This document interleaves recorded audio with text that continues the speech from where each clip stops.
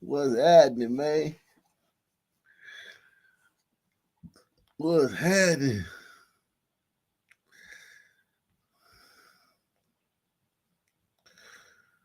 What's happening? How is everybody doing today, man?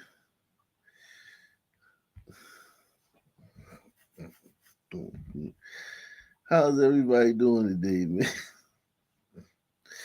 We got a great show for you guys, man. A phenomenal show. Phenomenal show, man. Um,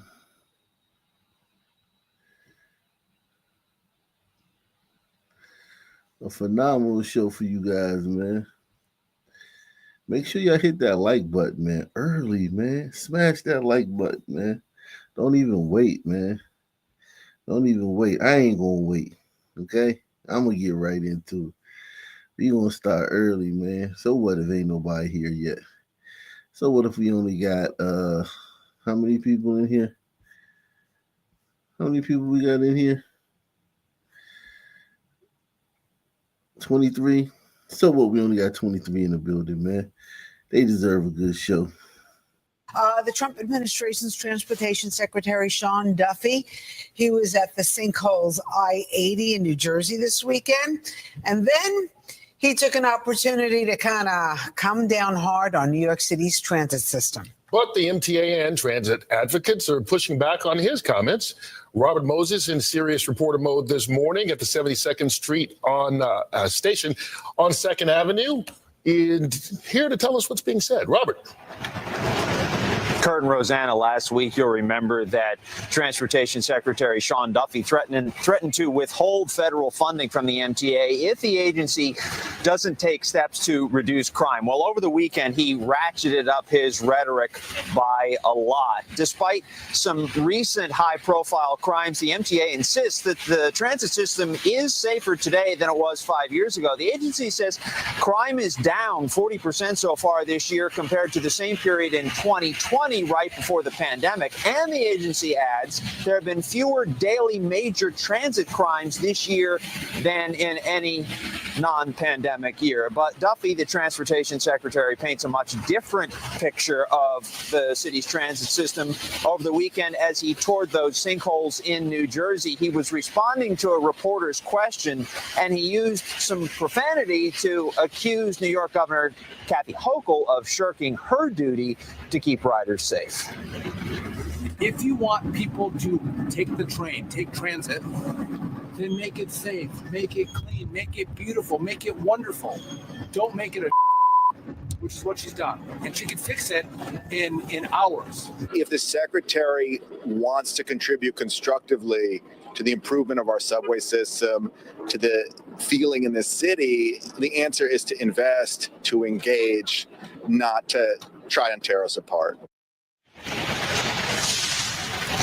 So now that you've heard Duffy's comments, the question is, are they fair? Are they accurate? Well, we took that question to the real experts, i.e. the riders, this morning. Assessment? Not necessarily. You think they've gotten better, or? I don't necessarily think they've gotten worse, but I would say I don't have faith in Eric Adams. So since a Republican criticized the subway, everybody gonna say they love it. We've been covering this New York subway for years. These New Yorkers been complaining about this subway, the violence. All it took was one Republican to criticize it, and now, oh no, it's like the fucking train between Epcot Center and Mickey Mouse and Disney World. It's the greatest subway in the world. The only subway better than this is in Japan. These Democrat boy, these liberals out, they stay on cold, man. Press one. To do anything about it. It's not perfect. Mainly the flaws are, you got a lot of homeless. You know, if you go right downstairs, they're usually down here in this one, and they can ride the train. So I don't think it's that bad, but it has its flaws. It's just a big city. There's a lot of people. It's just unavoidable. Another complaint from Duffy is fare evasion, which the MTA acknowledges is a big-time problem to the tune of $700 million in lost revenue each year. But to that, the MTA says that actually fare evasion has been down of late. In fact, 25% down in the second half of last year. We're live on the Upper East Side this morning. Kurt. Live on the Upper East Side. New York is so damn big. New York is so damn big.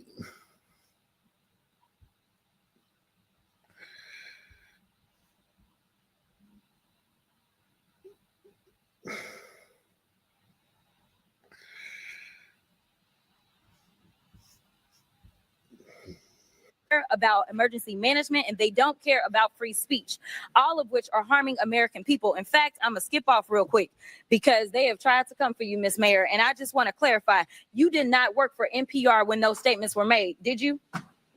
That is correct, Madam And to Chair. be clear, free speech is not about whatever it is that y'all want somebody to say. And the idea that you want to shut down everybody that is not Fox News is bullshit. We need to stop playing because that's what y'all are doing in here. You don't want to hear the opinions of anybody else. And the Constitution says Congress shall make no law respecting or establishing of religion or prohibiting the free exercise thereof or abridging the gentlewoman's time has expired. The gentlewoman's time has expired. She's new. She's young. She's kind of.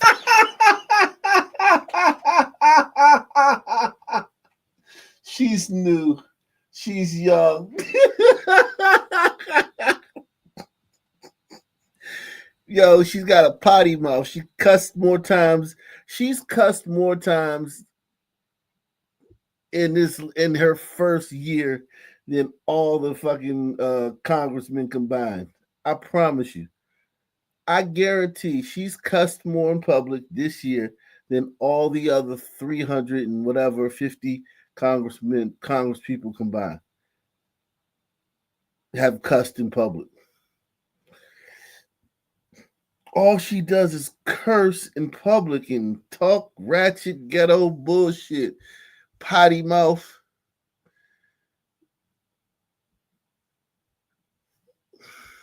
Woman's time has expired. The gentlewoman's time has expired. She's new. She's young and she's trying to find her way. I think that this party is scrambling, trying to seem tough, and I'm seeing this party traffic in a lot of curse words.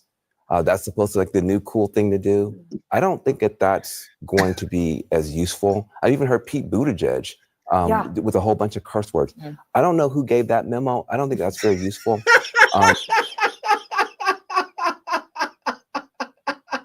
He said, I don't know who gave that memo.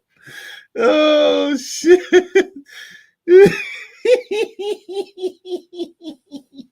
Trying to seem tough. That's hysterical, man. You already know what this black woman's going to say. This is the crazy part, right? They accuse white people of racism and everybody, they accuse everybody of racism, right? But we 1,000% know what this woman's going to say about Jasmine Crockett. Like, there's no mystery what she's going to say. There was no mystery what he was going to say. Even though he's kind of criticizing her, he's tap dancing and soft shoeing. White people come on TV, on CNN every day, white pundits that are Democrats, and blast Trump, and blast DeSantis, and blast Elon Musk, and blast Marjorie Taylor Greene, and blast RFK, and blast Tulsi Gabbard. White pundits who are Democrats come on TV every day and blast Chuck Schumer.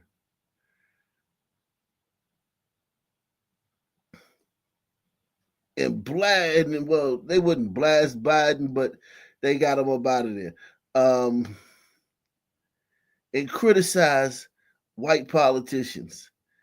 The black pundits 1,000% every single time defend a black politician, to the point where it's boring. Press one. Tough. And I'm seeing this party traffic in a lot of curse words. That's supposed to be like the new cool thing to do. I don't think that's going to be as useful. I've even heard Pete Buttigieg with a whole bunch of curse words. I don't know who gave that memo. I don't think that's very useful. I think you have to be very careful when you're talking about people with disabilities. And I don't think she was careful. And I don't know her enough to say she's not being honest. I'm going to tell you, it sounded bad. And I just want to finish. I think this party is trying to find a way to look tough and to show fight, but this is not the way. I don't think the cursing is going to work. I think I've been on stage and I've gotten a little bit hyped sometimes too. I hope that she will take this as lessons. You talked about learning lessons, that type of stuff. It doesn't sound to me like she's actually taking full responsibility. If that's true, I don't like it, and she can't do that again.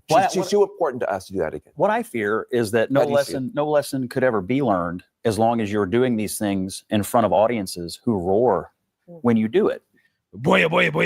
So we got to talk about the massive backlash that ghetto Congresswoman Jasmine Crockett is receiving for making fun of Texas Governor Greg Abbott and his disability. Okay, he's in a wheelchair. I believe that he had an accident when he was younger. Okay, I think a tree fell on him, and he's disabled. Right, he can't walk. He's in a wheelchair, and for whatever reason, Jasmine Crockett decided to make jokes about it. Right, to make fun of Texas Governor Greg Abbott, and now she's facing a whole lot of backlash because not only was the joke not in good taste, but also at the same time, she is refusing to apologize. In fact, she is now gaslighting the American people on the fact that she was talking about the governor's disability in the first place, right? She claims that, no, I wasn't talking about that. I was talking about the governor being racist, right? Him sending illegal immigrants to cities run by black people, right? That is her excuse, right? That's her excuse. Instead of just owning up to it and, I don't know, apologizing and say, hey, I was wrong. I should not make those type of jokes. Nope, she's doubling and triple down. I put out a statement regarding that. You didn't apologize. I put out a statement. Why would I apologize when I put out a statement? My statement was clear. But you didn't apologize for calling him Governor Miles when he gets around in a wheelchair. I don't know how many that's offensive. I don't understand. Who have a disability need me to repeat this to you. Right, but why won't you apologize? I put out a statement. They did not apology. So read my statement. I did read it. It did not an apology. Okay, well, I'm done. You don't feel bad about making fun of someone who is in a wheelchair, calling her Governor Holly. Now, to my surprise, you actually have some decent liberal backlash against Jasmine Crockett. Okay, you have some people that are defending the nonsense, right? And then they'll pretend as if they're better people, right, than half the country, but yet they'll defend this type of stuff. And then you have others who are saying, you know what, this is definitely not a good look for Jasmine Crockett, right? And to my surprise, the cackling hands on the View, it seems as if they are basically coming out against Jasmine Crockett in her comments saying that, hey, this is not okay. And I just find this to be interesting because if the View is turning on a Democrat, then you know they messed up when you see that happening. So without further ado, let's go ahead and get into this. Last night, Texas Governor Greg Abbott responded to a comment made about him by Jasmine Crockett. And we're going to show you. Take a look. Y'all know we got Governor Hot Wheels down there. Come on now. And the only thing hot about him is that he is a hot ass mess, honey. Yeah, she curses every time she speaks publicly. Another day and another disaster by the Democrats. The reality is they have no vision, no policy. They have nothing to sell but hate. And Americans are not buying it. Now, Congresswoman Crockett denies she was mocking Abbott's disability. She says she was referring to his use of trains, planes, and automobiles to transfer migrants around the country. She should not have made the comment at all. But Joy. Yeah. Well, I was just thinking when I saw this about, where was the outrage from Abbott when Trump was doing this? written by a nice reporter. Now the poor guy, you got to see this guy. Oh, I don't know what I said. I don't remember. He's going like, I don't remember. Oh, maybe that's what I said. Well, that again, I think Democrats. Oh God, man, the Democrats are God, dog. They're just horrible, horrible people, man. What about isms? Now we got to hear about what about isms.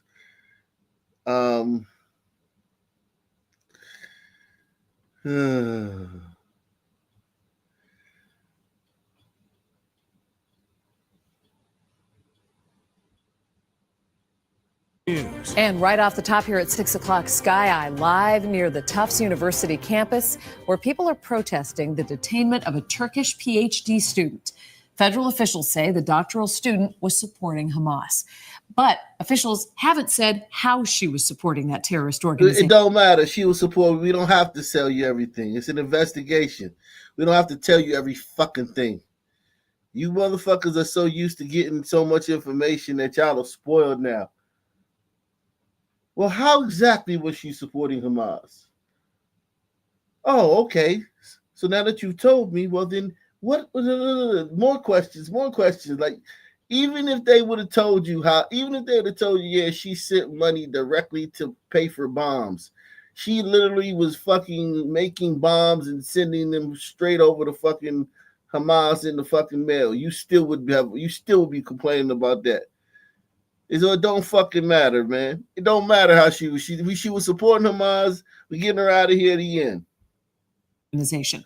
Thanks for staying with us. I'm Lisa Hughes. And I'm David Wade. That student is now in a Louisiana detention center. Her arrest sending shockwaves through the Tufts. Wait a second. Is she still here? Yo, when are y'all going to deport her, man? I demand that. Fuck that. They want to make a fuss about that. We should... See, this is what we should do. We should have an equal and opposite protest. We should be down there in Louisiana protesting. Like, why is she still here? When is she leaving? When is she leaving? We demand that Trump deport her today.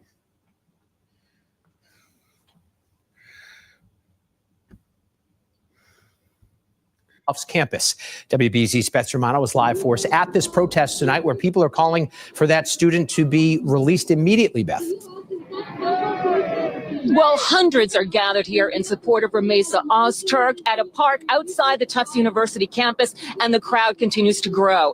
As you indicate, there is outrage on the campus that she was suddenly snatched by ICE agents on a Somerville street late yesterday afternoon. Her attorney says she's been unable to contact her, and neighbors we spoke with say it appears federal agents were watching and waiting. Yeah, it's time to go, bitch. Yeah, listen, you've been supporting Hamas. It's time to go. It's over with.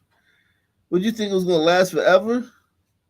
She probably was using the phone. She probably was doing that shit online. She probably was doing it through emails, not knowing her emails were being fucking intercepted. She probably didn't know her phone was being tapped.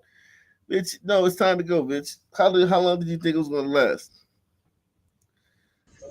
The screams of a frightened Tufts University graduate student as a half dozen ICE agents intercept her on the Somerville sidewalk and cuff her late Tuesday afternoon. The police. Neighbors heard questioning what's happening. Can I see some faces here? How do I know this is the police? Her attorney says Rumeysa Ozturk, a PhD student, is a Turkish national. God damn. And behind that smile, she would blow up that whole fucking school. She would blow Tufts up in the name of Allah. Here on an international student visa. She was walking up the sidewalk near her home, about to get dinner with friends to break her Ramadan fast. That's what it was. She was hungry, fat bitch. It was like, oh man, she's about to go to the Waffle House, man. She's gonna eat some bacon too. She's gonna cheat. This is her cheat day, man. Her cheat day, man. She get to eat some bacon and some pork sausage. She was looking forward to that shit. And like, no pork sausage today, man. You going to the big house, man. Gruel, man. You getting some gruel today, man. Shit. Fat bitch. You was like, you about to go eat something, man. No, sir. When the masked agents took her into custody and put her in an unmarked vehicle. Neighbors claim they've been watching the area. We had noticed a person sitting in a Ford Explorer, black Ford Explorer, just on the corner of our street for a full day with the engine on and take. Hey, man, mind if we see your ID, sir? It'd be funny if they have. Hey, excuse me, sir. Can we see your ID? Yeah, look, come with us, sir. Come with us, sir. No, come with us, sir. Yeah, get in the van. You want to snitch, huh? You want to snitch? Okay, we got something for you. Send your ass back with her. And taking notes, so we were a little bit surprised to see that. That's one of the cars, and that's the other car that's kind of involved here. It was Mike Mathis's security camera that caught the arrest, saying one of the vans had been on the street yesterday since the early morning. I live in Somerville. You know, we're supposed to be a sanctuary city. And I got some sanctuary to stick up your ass. How about that? Take this take a sanctuary and stick it up your. If you got any room up there with all the other stuff you got up in your ass, clown. These type of white men, man. This is how the country got to where we are now. The cucked whites, man. Cucked white man. Mike Math. Isn't his name Mike Math? I live in Somerville. You know, we're supposed to be a sanctuary city. We're supposed to be a place of safety. She's a student. It's unclear why Ozturk was targeted. She had allegedly voiced. No, it's not unclear.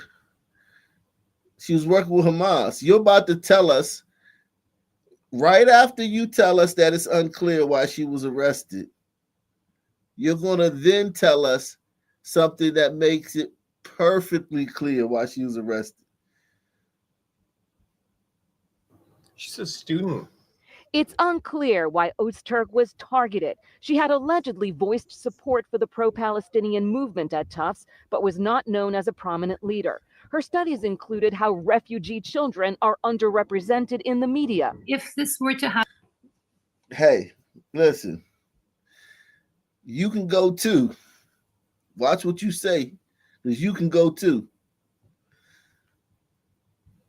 Happen to Rumeysa, that means that could happen to anyone who comes to the U.S. on a valid visa.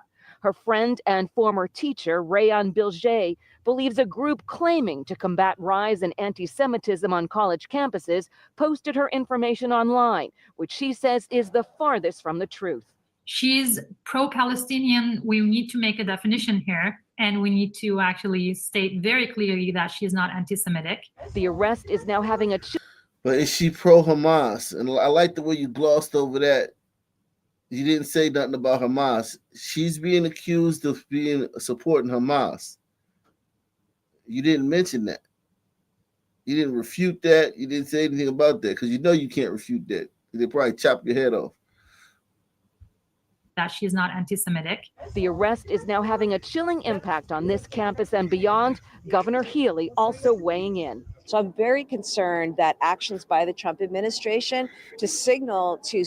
It ain't the signal. She's supporting Hamas. We're signaling that she's got to leave because she's supporting Hamas. That's it. That's the only thing we're signaling.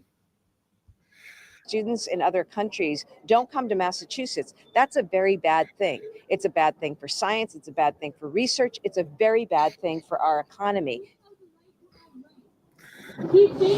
So a very large crowd of supporters has gathered here as the arrest. A very large crowd of cucked out, low testosterone,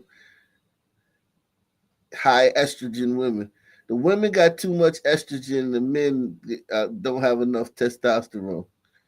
They're still wearing masks and shit. It's like the year 2059 and they're still wearing masks. People are nuts, man. The arrest has sent shockwaves through the campus. The president of Tufts says the university had no pre-knowledge of this arrest, and it does now appear that her visa status has been terminated. And again, the Department of Homeland Security has now confirmed she's in an ICE detention center in Louisiana. Reporting live from Somerville, I'm Beth Germano, WBZ News. All right, Beth, thank you. Get her the fuck out of here, man. Breaking news tonight surrounding an investigation into student mistreatment at a Parker County. Thank God, man. Get her out of here. Get her out of here, man. We need her gone, man. I feel better with her gone, man. I ain't even gonna lie, man. I feel better already, man. I'm only getting the other one that was on the show talking shit. Get her too, man. Get her up out of here. That'll be the final thing, man. Once we get her up out of here,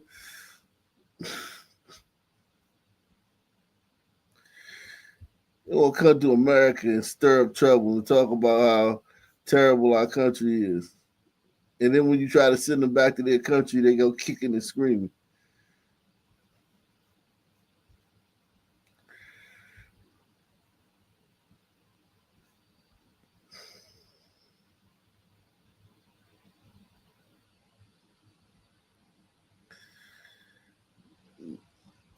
They go kicking and screaming, man.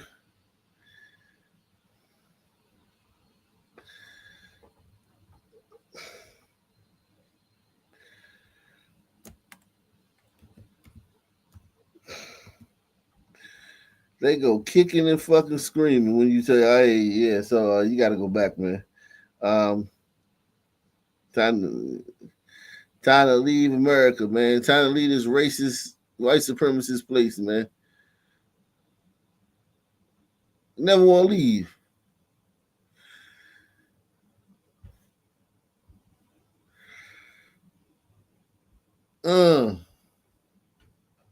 Shout out to Gentle Savage, man. Yo, Ock Nation, any thoughts on Big U, Eugene Henley getting arrested and exposed for being another fraudulent activist community? Yeah, man. The Crips got played out of position, man. Old Whack 100, man, took them down, man. Whack 100 played them like a fiddle, man. Played the Crips, man, like a fiddle, man. Big U, man. Listen, man. I always knew Big U was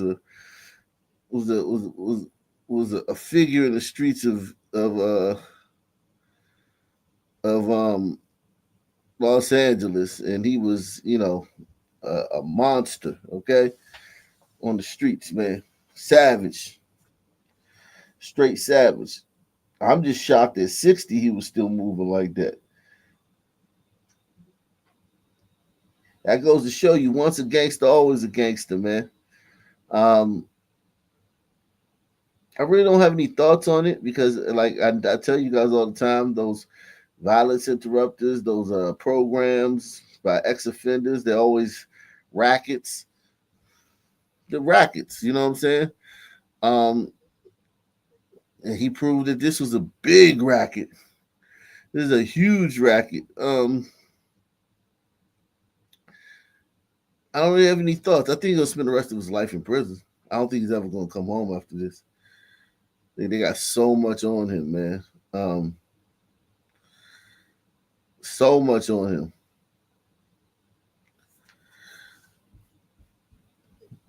So much on him. I mean, so much. They got.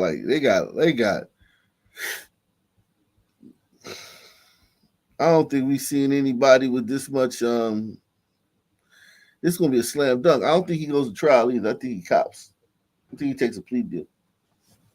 Brick Baby and the other ones, I got to see what they got on them. And Loose Cannon, we got to see what they got on them. A lot of focus on the major scandals that we're seeing every day, and actually too many to name or totally get your arms around. But it's also important to stay aware of what is happening out. Yo, is he? I just got a question. Ask y'all this, man. Is he one? Press 1 if you think he has a butt plug in, or press 2 if you think he doesn't have a butt plug while he's doing the news. 1 for butt plug, 2 for no butt plug. A lot of focus on the major scandals that we're seeing every day, and actually too many to name or totally get your arms around. But it's also important to stay aware of what is happening out in our country, where we are seeing the Trump administration almost every week snatch people right off the streets for political speech. The latest, most chilling example happened yesterday outside Boston, when a PhD student and Fulbright scholar at Tufts University in this country on a student visa from Turkey, totally legal, obviously. Listen, I don't give a fuck if she was a Rhodes Scholar. I don't give a fuck if she was a goddamn Pulitzer Prize winner. If the bitch is supporting her mom, she got to go. Was taken off a residential street in Somerville, Massachusetts at 5:15 p.m. Okay, so where were they supposed to take her? At the college? Well, they should have waited till she got to the fucking buffet when she was headed to the goddamn Chinese buffet to break her fast. Should they have waited till she got to the buffet and arrested her there? I mean, what do you mean, her residential street? What the fuck does that mean? Who gives a fuck? She was taking the custody on her residential street. Like, okay, like, what the fuck are you talking about? p.m. yesterday. Ramesa Ozturk had just left her apartment when she's approached by a guy in a dark hoodie and hat who then grabs her hands. You can see and hear. Approached by an ICE agent, an undercover ICE agent, who grabbed her hands. Undercover ICE agent. When she's approached by a guy in a dark hoodie and hat who then grabs her hands, you can see and hear how upset and scared she is, as an officer finally pulls out a badge and appears to identify himself as law enforcement. She is quickly surrounded by half a dozen, I guess, cops, all in street clothes, covering their faces with masks. They take her cell phone. They physically remove her backpack. She is then handcuffed as a bystander films and asks how anyone is supposed to know these people are police. Is covering your faces. You want to take those masks off?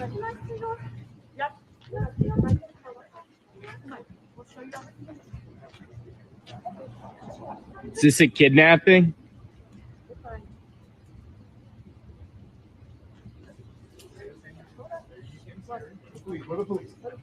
Yeah, you don't look like it. Why are you hiding your faces? Why are you hiding your faces? I was going to go up there and kick that guy's ass, man.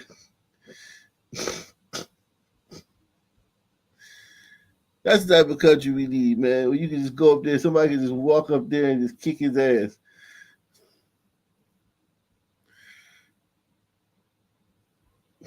The masked police lead the terrified woman to their unmarked vehicles and drive off.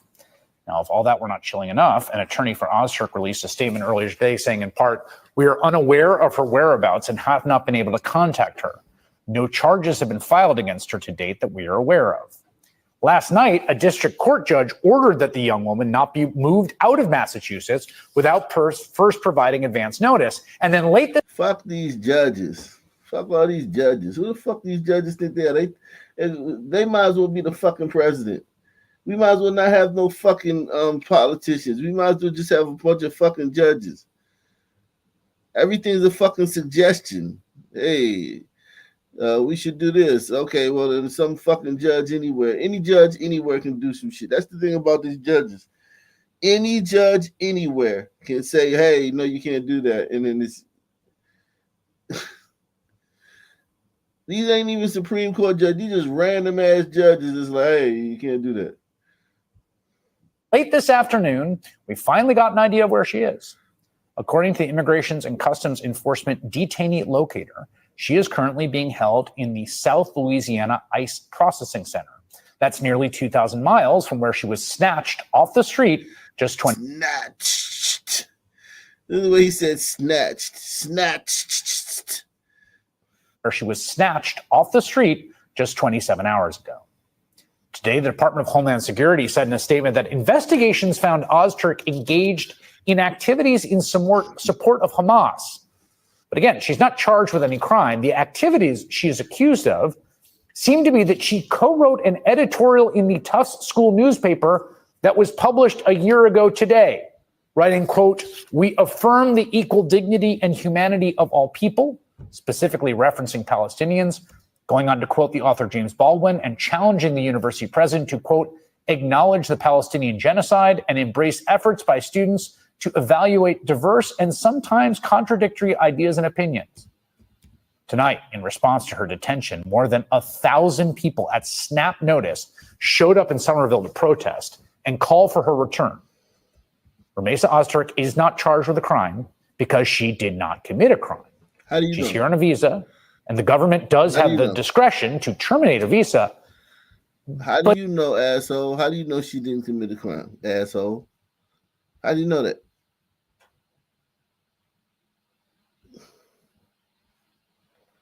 Hmm?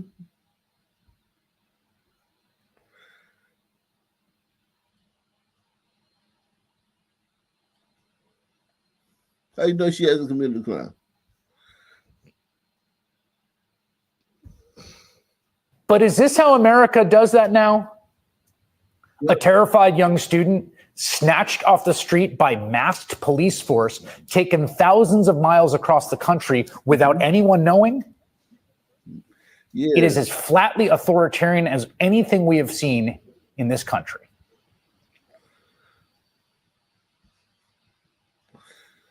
Oh, well.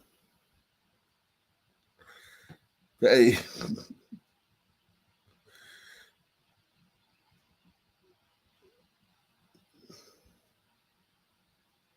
It's 10 o'clock. Do you know where your children are? From WREG in Memphis, this is News Channel 3 at 10. But it is so hurtful and denigrating and painful to have on really one of my first days back to be experience treatment like this. Jesus Christ. Everything's hurtful, denigrating, discriminatory. God damn, man. I miss the old you. I miss you back in the day, man, when you wasn't like that, man.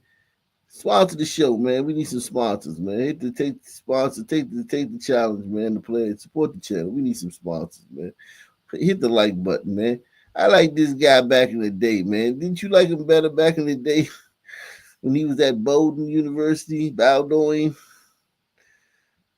Justin J. Pearson, and I'm running for president of BSG. There are a few reasons that we're running this campaign this year. One has to do with representation. How can we represent all voices in a conversation? I wanted to do this by partnering with organizations from the Bowdoin Democrats to the Bowdoin Republicans. I want to bring together different voices, dissenting voices, voices that may be more liberal or more conservative, in order that we can reach a point of sort of the radical middle. Seemed like the NRA and gun lobbyists might win. But that was good news for us. I don't know how long this Saturday in the state of Tennessee might last. But we have good news, folks. We've got good news that Sunday always comes. Justin J. Pearson, and I'm running for president of BSG. There are a few reasons that we're running this campaign this year. One has to do with representation. How can we represent all voices in a conversation? I wanted to do this by partnering with organizations from the Bowdoin Democrats to the Bowdoin Republicans. I want to bring together different voices, dissenting voices, voices that may be more liberal or more conservative, in order that we can reach a point of sort of the radical middle. Seemed like the NRA and gun lobbyists might win. But that was good news for us. I don't know how long this Saturday in the state of Tennessee might last. But we have good news, folks. We've got good news that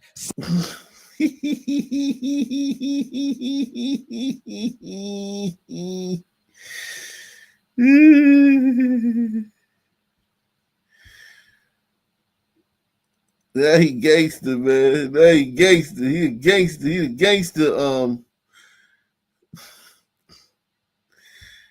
He gangster congressman now, man. He representing black folk, man. He gotta be gangster and shit. MC representative, state representative, man. State reppy rep, man. Yo, it's state reppy rep in the building, man.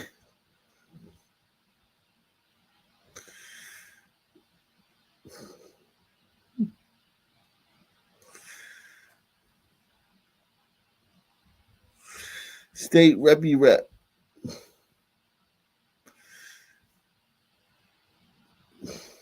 Let's see this on YouTube, man.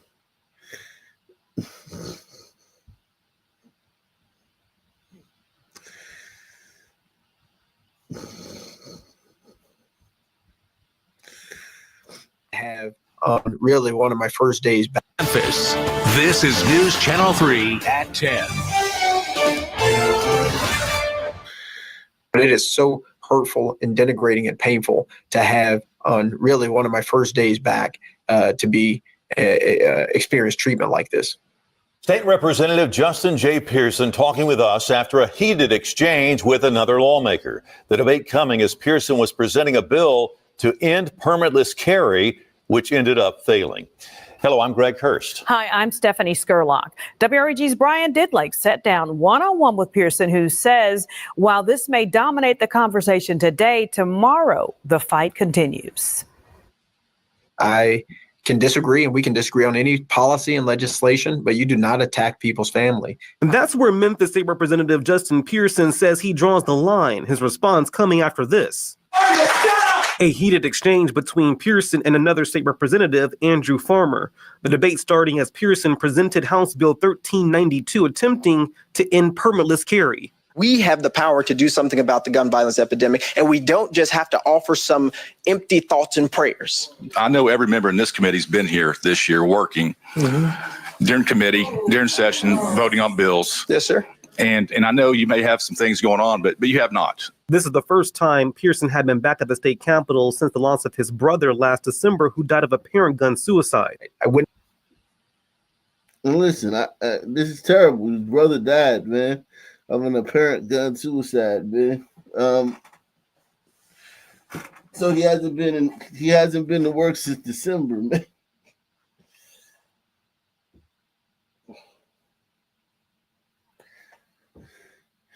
And trust me, man, I'm respectful to his brothers in this situation. He lost his brother. Probably loved he loved his brother. They best buddies, man. How can he go on without his brother? I get that, man. But you ain't been back to work since December?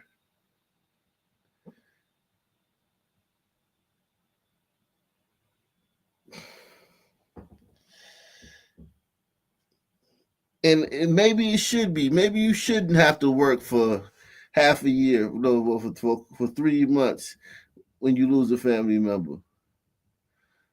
But that's not the rules. Maybe it should be that way.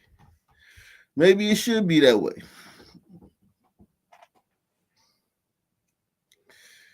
Somebody said half brother. Black people don't do half brothers, man. We don't do half brothers, man. You my brother, you not my brother, man. That's like a more of a white thing, half brothers and shit like that.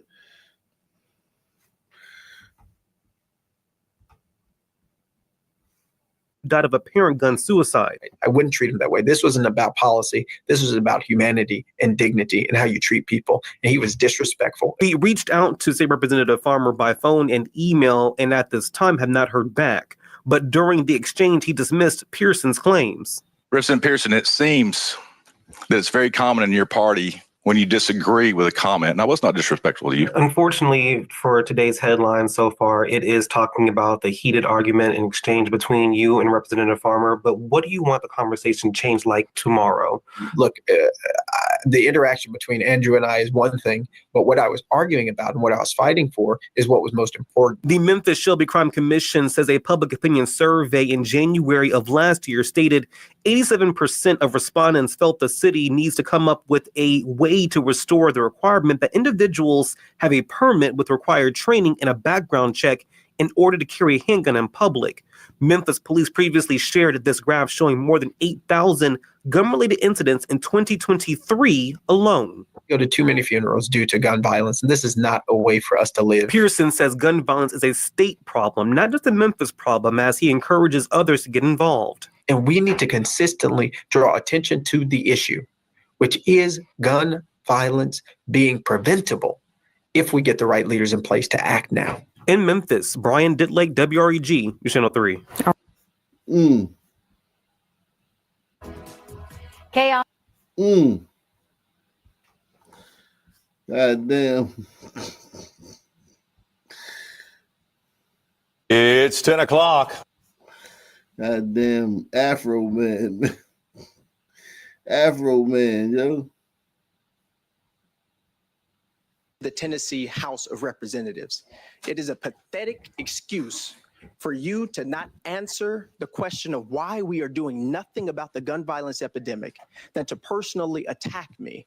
But let me explain to you what I have been doing, Representative, since you asked. My brother, Temperance Darnell Pearson, one of the loves of my life, passed away from gun suicide on December 1st of 2024. And since that happened, it shattered my family like gun violence has shattered so many families. Shattered my nephew's lives, my mother, my father, my other brothers who are remaining. I buried my brother. I planned for his entire funeral. My fiance made his obituary. I made sure that he was taken care of, even in death. That's what I've been doing.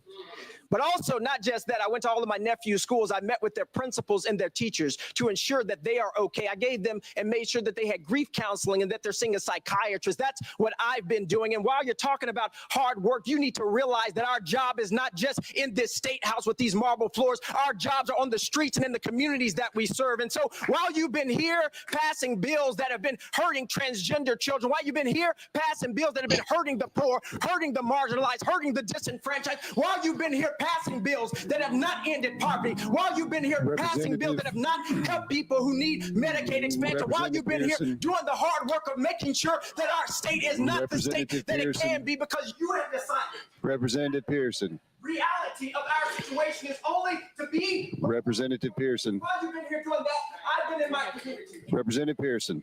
Meeting with young people, going to school, registering.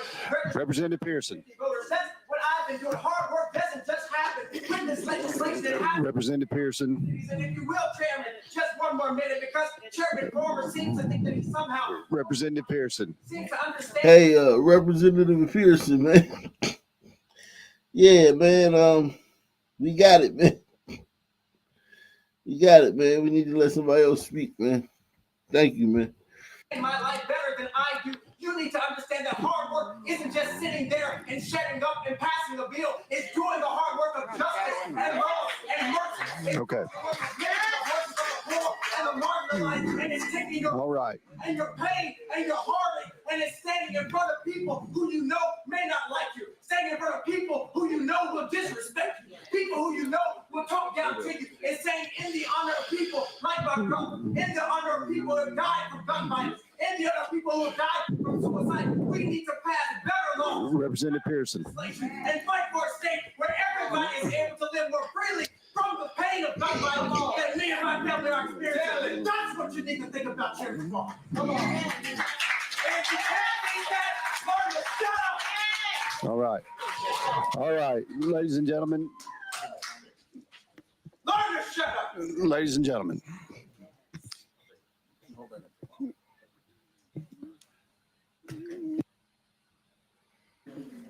Chairman Farmer, briefly. Thank you, Mr. Chair. Representative Pearson, it seems that it's very common in your party when you disagree with a comment, and I was not disrespectful to you, that you resort to yelling. Basically, everything you just told me, you just did. I have a family. I've made sacrifices every year. So Representative Pearson, ladies and gentlemen, we are going, ladies and gentlemen, Mr. Representatives, we are, I know this is a very difficult time for you to be back up here, I'm sorry for all the things that you've experienced. You've been a great uncle. You've done the things that you were supposed to do to help your family. I understand that. If I was in the same situation you were in, I would be doing the same thing. I understand that. Okay. I know tensions are high up here today. Disrespect is high here. But ladies and gentlemen, we're going to do our best to be as civil as we can up here. Okay. And I appreciate that very much. So with that being said, I'm going to go to Leader Lamberth. He was next on my list. Move previous question on the bill. Previous question has been called on the bill. We have objection. Okay. We are now voting on previous question. All those in favor of previous question, say aye. Aye. Those opposed? No. The ayes prevail. We are now voting to send House Bill 1392 on to full judiciary.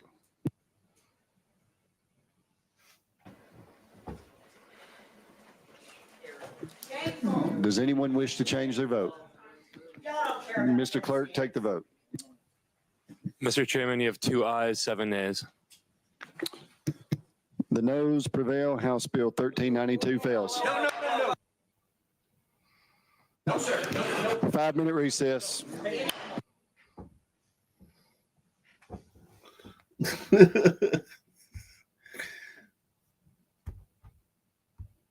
I'm real. I'm a black man.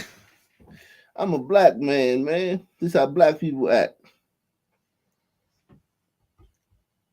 I'm real, y'all. I'm acting like a real black person.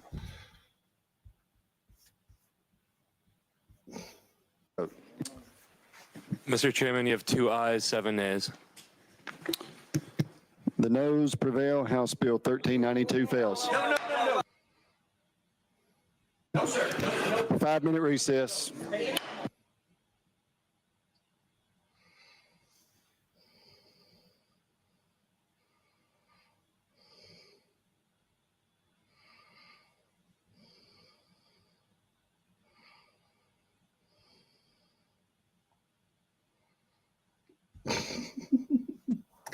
They muted it. I didn't mute that. They muted it. I guess he was saying some top secret information.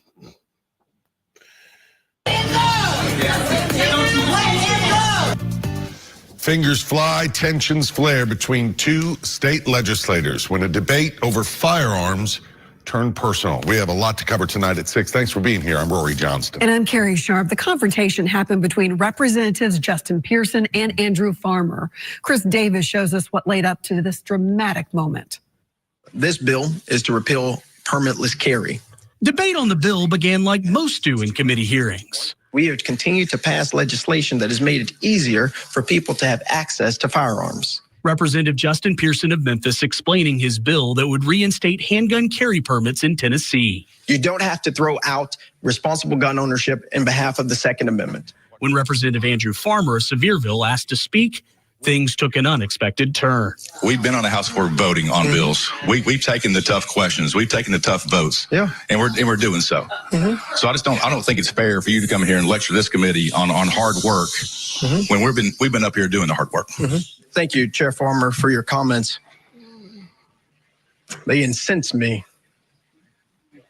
They make me very, very angry. This was the first day Representative Pearson has been back on the Hill since the special session in January, as he grieves for the loss of his younger brother. But let me explain to you what I have been doing, Representative, since you asked. My brother, Temperance Darnell Pearson, one of the loves of my life, passed away from gun suicide on December 1st of 2024. And since that happened, it shattered my family like gun violence has shattered so many families. Representative Pearson, it seems that it's very common in your party when you disagree with a comment. Now, it's not disrespectful to you. That you resort to yelling. Basically, everything you just told me, you just did. I have a family. I've made sacrifices every year. Representative Pearson. The committee chair, Representative Clay Doggett, tried to cool things down. I know this is a very difficult time for you to be back up here. I'm sorry for all the things that you've experienced. But tempers really flared after Pearson's bill was defeated. Mr. Chairman, you have 2 ayes, 7 nays. The noes prevail. House Bill 1392 fails. It was at this point that the state video feed stays on the voting board and we can't see what happens next. Thankfully, we have some remarkable photos from Tennessee Lookout photojournalist John Partapillo. Pearson rushed up to where the committee members sit and confronts Farmer. We see House Majority Leader William Lamberth and several House Sergeant-at-Arms holding Pearson back as Representative Farmer avoids eye contact. This video posted on X shows the aftermath. First Farmer and later Pearson leave the chamber. No, you're wrong. You're in the well today because you broke rules of decorum. Wouldn't you agree? This isn't the first time these two have clashed. Another notable exchange came in 2023 when Representative Pearson was up for expulsion after leading a protest on the House floor following the Covenant shooting. You have decided that it is not right to have debate. It is not right to listen to the voices of the minority. So, will either representative face any consequences from this incident? Right now, it's unclear. Chris Davis, News Channel 5. Chris, thank you. Both lawmakers have now released statements criticizing. Tried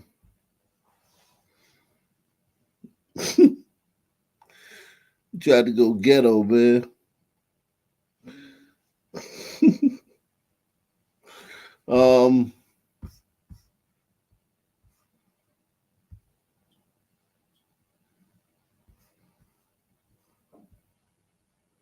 Chaos inside a Miami trolley. Only on NBC6, we're looking at video from inside that trolley showing what led to the violent attack where a man was brutally stabbed. Yeah, the stabbing left that man dead and the accused killer behind bars. NBC6 reporter Christian Colon joins us now with exclusive new details and that disturbing video. Christian. Joanne, Jackie, this video surveillance shows the brutal stabbing and also really just the horror that unfolded inside this trolley as people were just trying to get to their destination. A warning, the video you're about to see is very graphic. What are you doing, man? Back up! Young God. Video shows the moment police say 46-year-old Lamont Collins, seen with a black hoodie, confronts 49-year-old Adolph Bruce. Collins is heard yelling at him to back off. Bruce, a frequent trolley rider, was just standing, waiting to exit.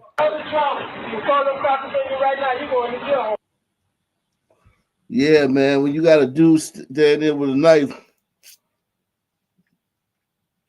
you might want to leave. You might want to leave that situation. You got it, bro. I'm out, man.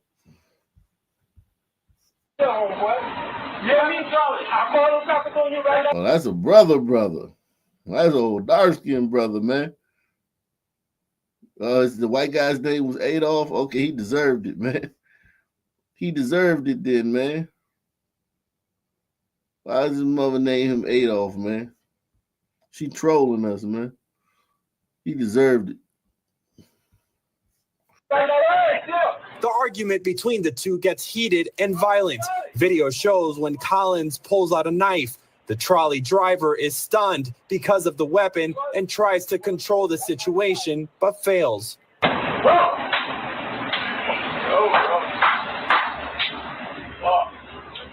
Despite the two separating shortly, the fight escalates and Collins attacks. Oh, shit, man. White dude, man, the brother bus driver got him off your ass, man. Shout out to this brother, man. He de-escalated, man. Isn't that what they always asking for? De-escalation. The trolley driver de-escalated the situation, and then the fucking white dude started it back up again. Yeah, so we don't know what happened before the camera started rolling. White dude could have been acting crazy, man. Glider, man. My ambitions as a glider. My ambitions as a glider.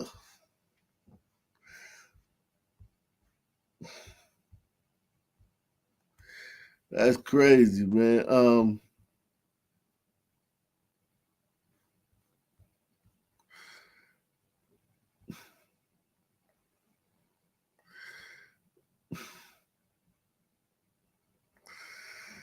Oh my God.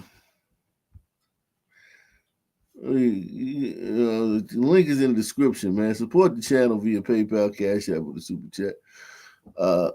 You're all welcome to come up, man.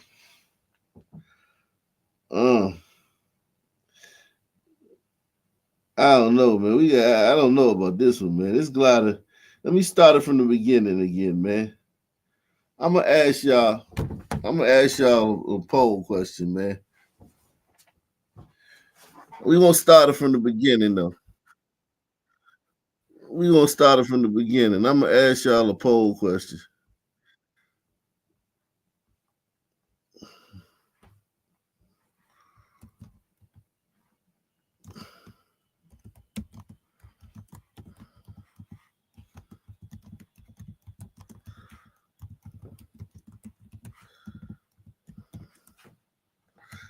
We say, who is more at fault?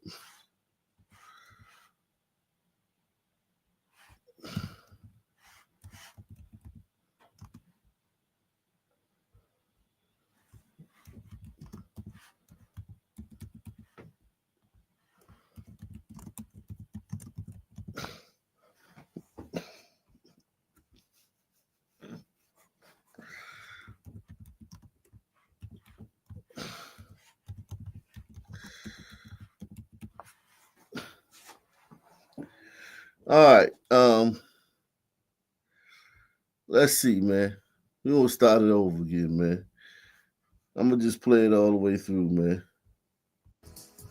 Chaos inside a Miami trolley. Only on NBC6, we're looking at video from inside that trolley showing what led to the violent attack where a man was brutally stabbed. Yeah, the stabbing left that man dead and the accused killer behind bars. NBC6 reporter Christian Colon joins us now with exclusive new details and that disturbing video. Christian. Joanne, Jackie, this video surveillance shows the brutal stabbing and also really just the horror that unfolded inside this trolley as people were just trying to get to their destination. A warning, the video you're about to see is very graphic. What are you doing, man? Back up away from me. Back up! Come go. Video shows the moment police say 46-year-old Lamont Collins, seen with a black hoodie, confronts 49-year-old Adolph Bruce. Collins is heard yelling at him to back off. Bruce, a frequent trolley rider, was just standing, waiting to exit.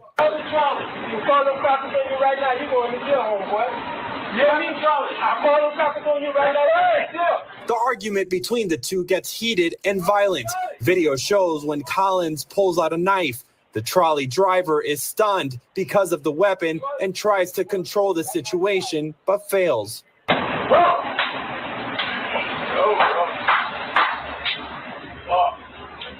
Despite the two separating shortly, the fight escalates and Collins attacks Bruce repeatedly with a knife. Blood begins to splatter all over the trolley. Other riders are heard screaming and try to run out for their safety. After about 30 seconds of constant stabbing, video shows when Collins at one point storms out and Bruce, covered in blood, follows. It was a big part of us, and this is something we're definitely going to be feeling for a very long time. Adolph Bruce, a beloved friend and local restaurant employee, died of his injuries. Sir, you were arrested for 1 count of second-degree murder. Collins was charged with Bruce's murder. And Collins is in jail.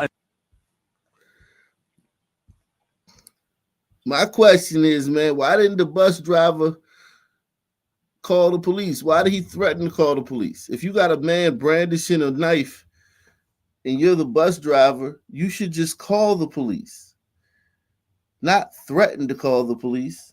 I know you use too many black brothers in jail, but he threatened to call the police. He should have just called the police.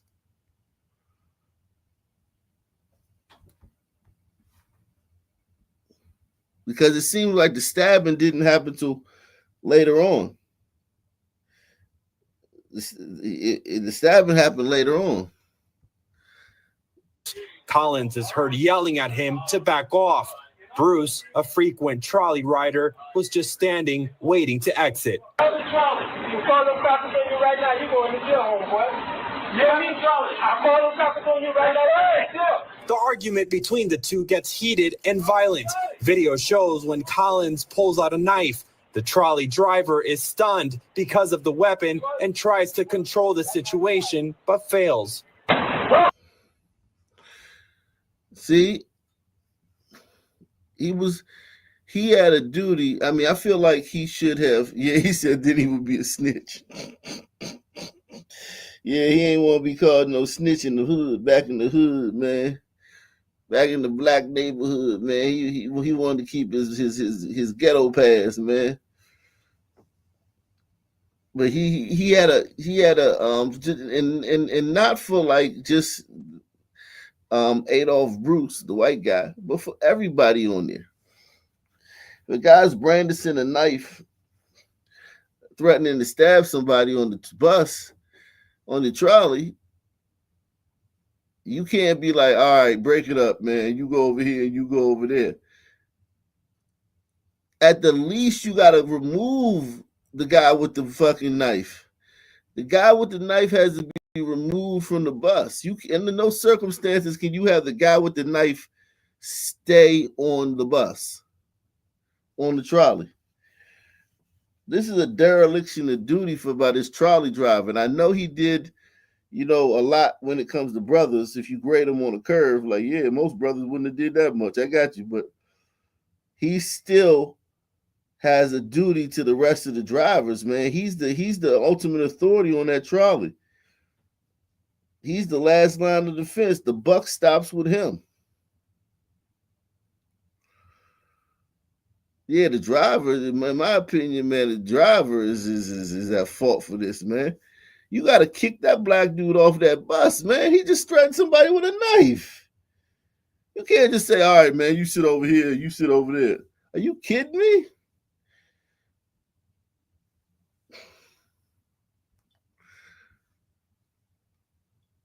He lucky that this dude didn't stab half the people on the bus. It ain't nothing but a bunch of cucked out white dudes on here and a bunch of women. That dude with that knife could have literally stabbed every single person on that bus and not felt any resistance. Press 1.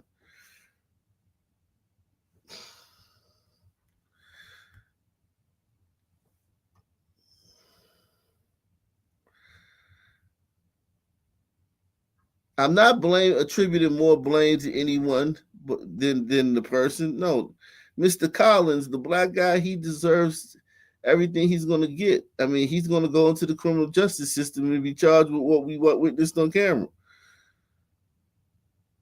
However, the bus driver, the trolley driver, if you're going to threaten to call the police, right? Because there's a man brandishing a knife, whether the argument was his fault or not. Well, if you're not calling the police, the only reason you're not calling the police is because you kicked them off the bus. That's the only reason you cannot call the police is if you kick him off the train or the trolley. If he's still on the trolley, you have to call the police. It's very simple, people.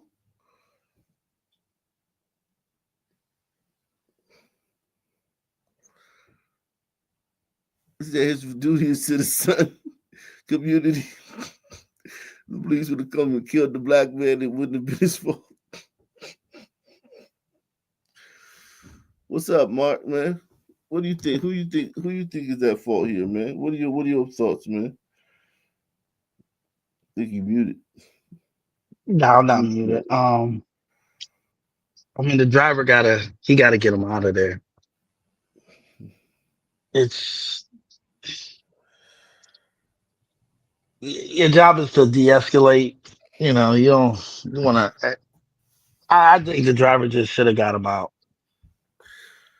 It's like a school, right? You're a teacher, right? In your classroom, if someone branded, whoever's fault it is, say somebody's getting picked on, right? A kid's getting picked on, and he pulls the knife out on the bully.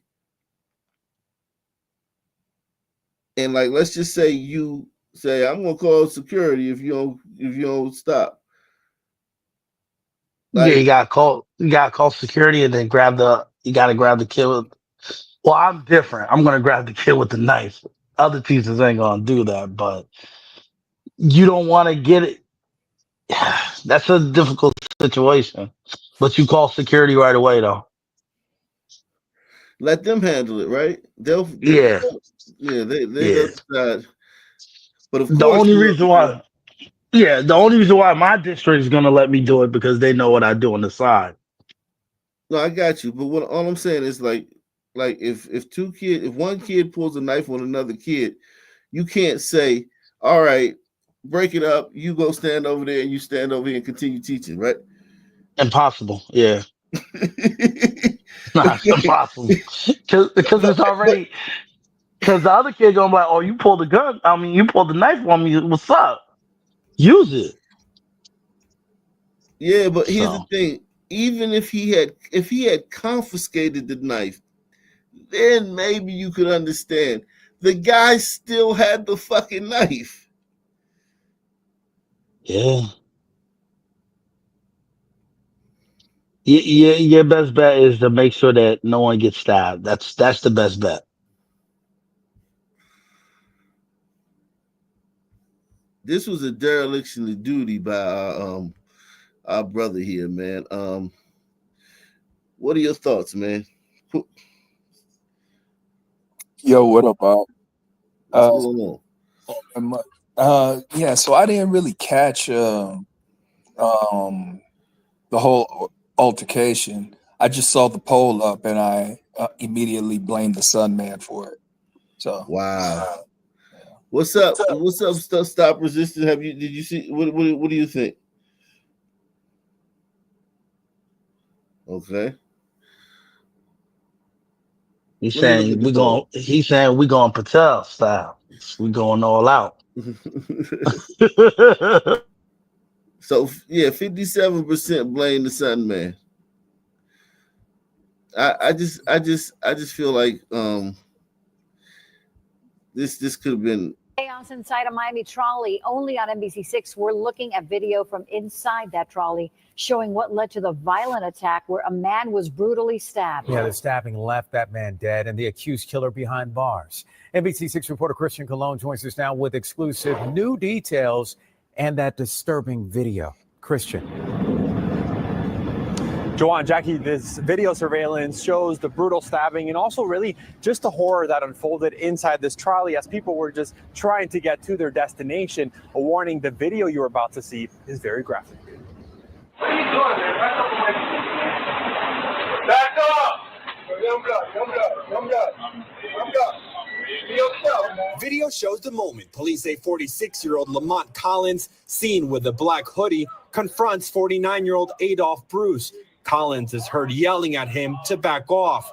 Bruce, a frequent trolley rider, was just standing, waiting to exit. Hold the trolley. You call them cops on you right now, you going to jail, homeboy. Yeah, me, trolley. I call them cops on you right now, you're in jail. The argument between the two gets heated and violent. Video shows when Collins pulls out a knife. The trolley driver is stunned because of the weapon and tries to control the situation, but fails.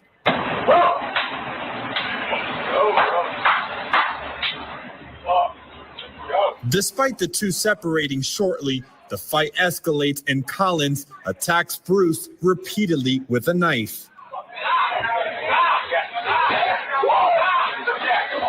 Blood begins to splatter all over the trolley. Other riders are heard screaming and try to run out for their safety.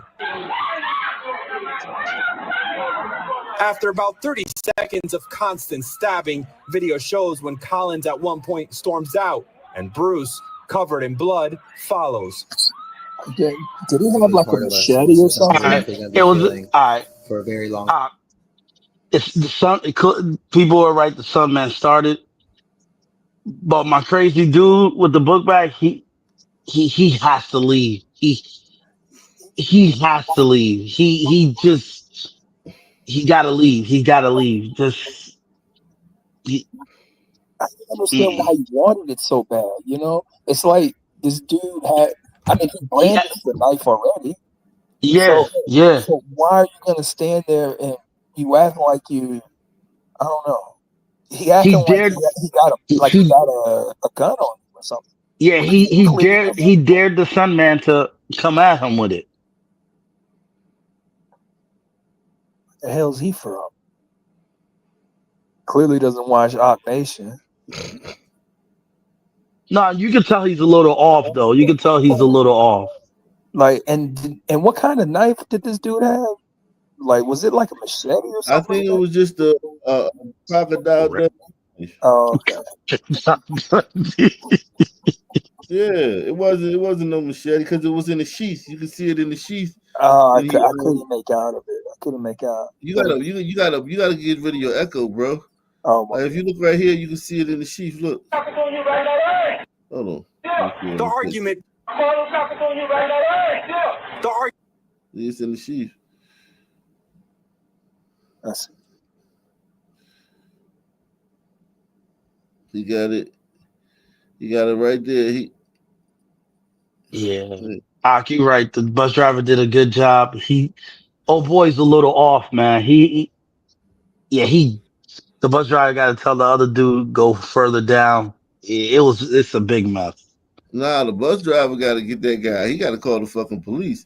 That bus Yeah, I driver think, is going to be reprimanded for not calling, because calling the police could have saved this fucking brother from going to jail for longer. I think Because the brother would have left. If he would have called the police, this brother would have left. This brother would have got off the bus because he the one with the gun. I mean, he the one with the knife, so he gonna leave.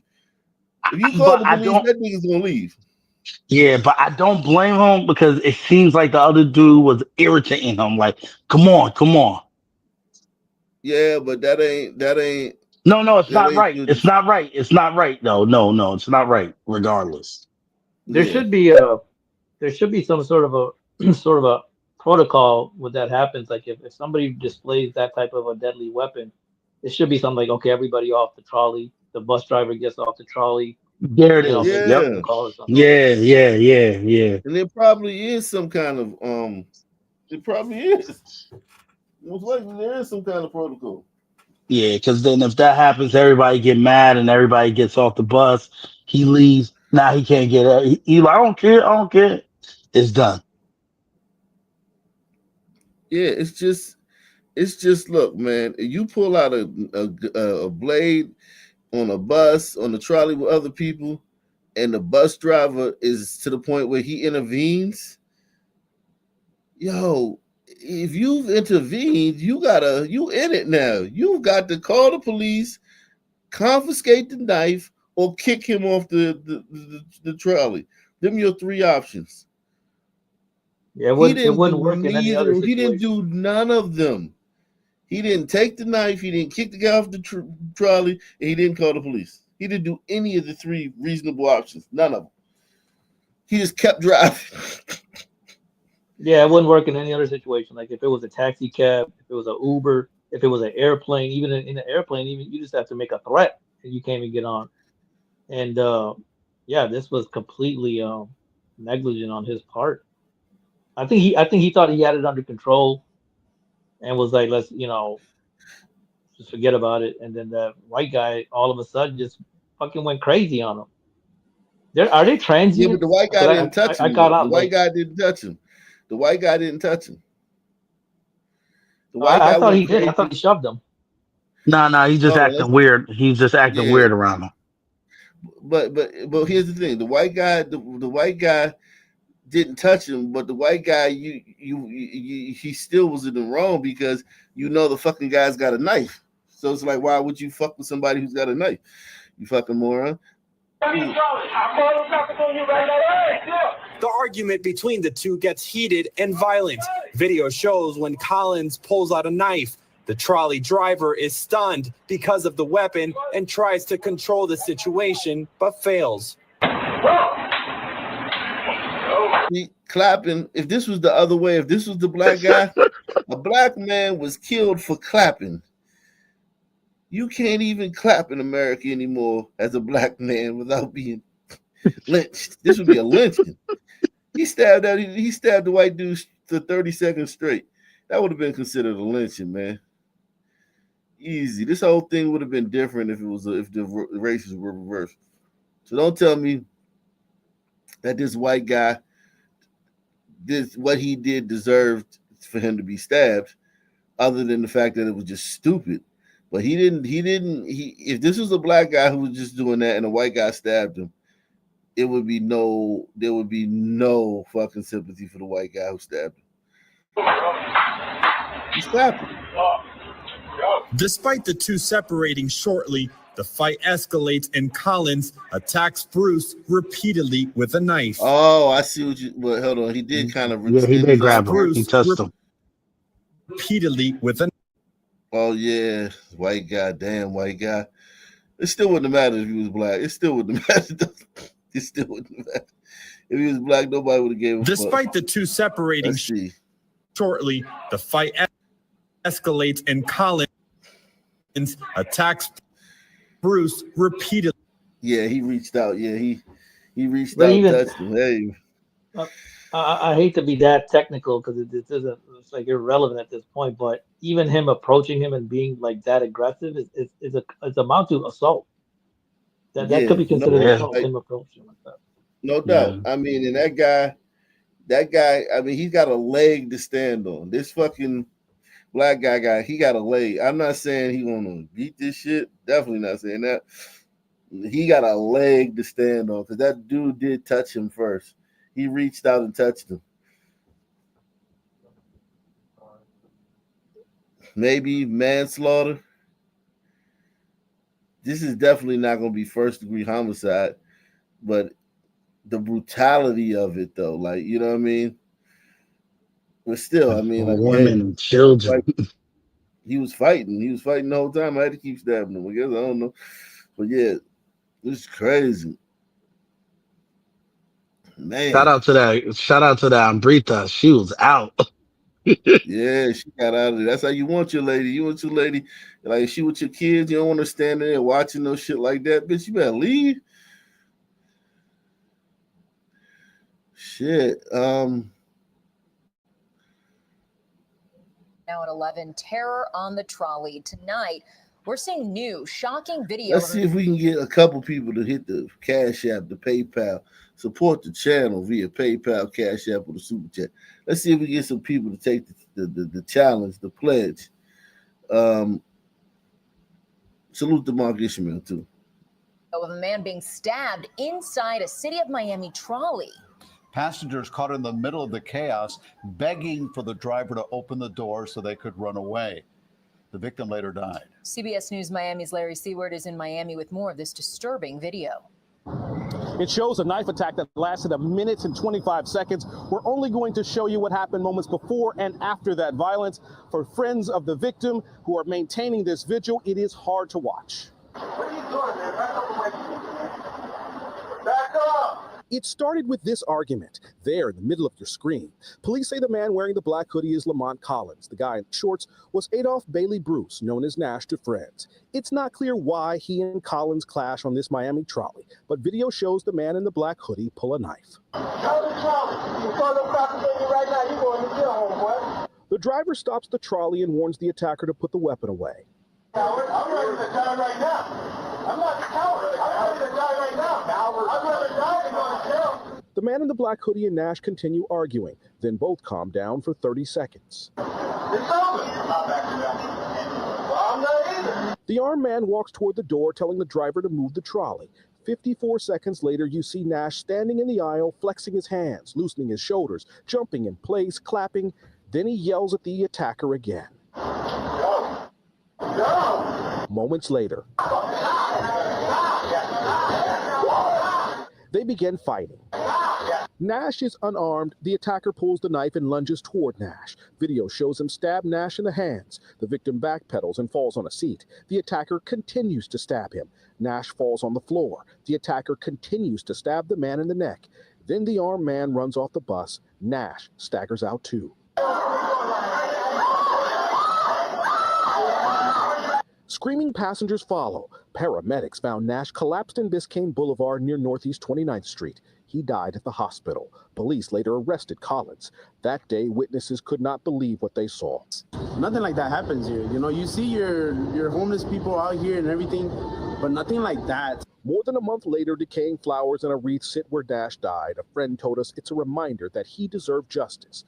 Collins is in jail without bond until tried for murder. Collins is facing one charge, murder in the second degree. In Miami's Edgewater neighborhood, Larry Seward, CBS News, Miami.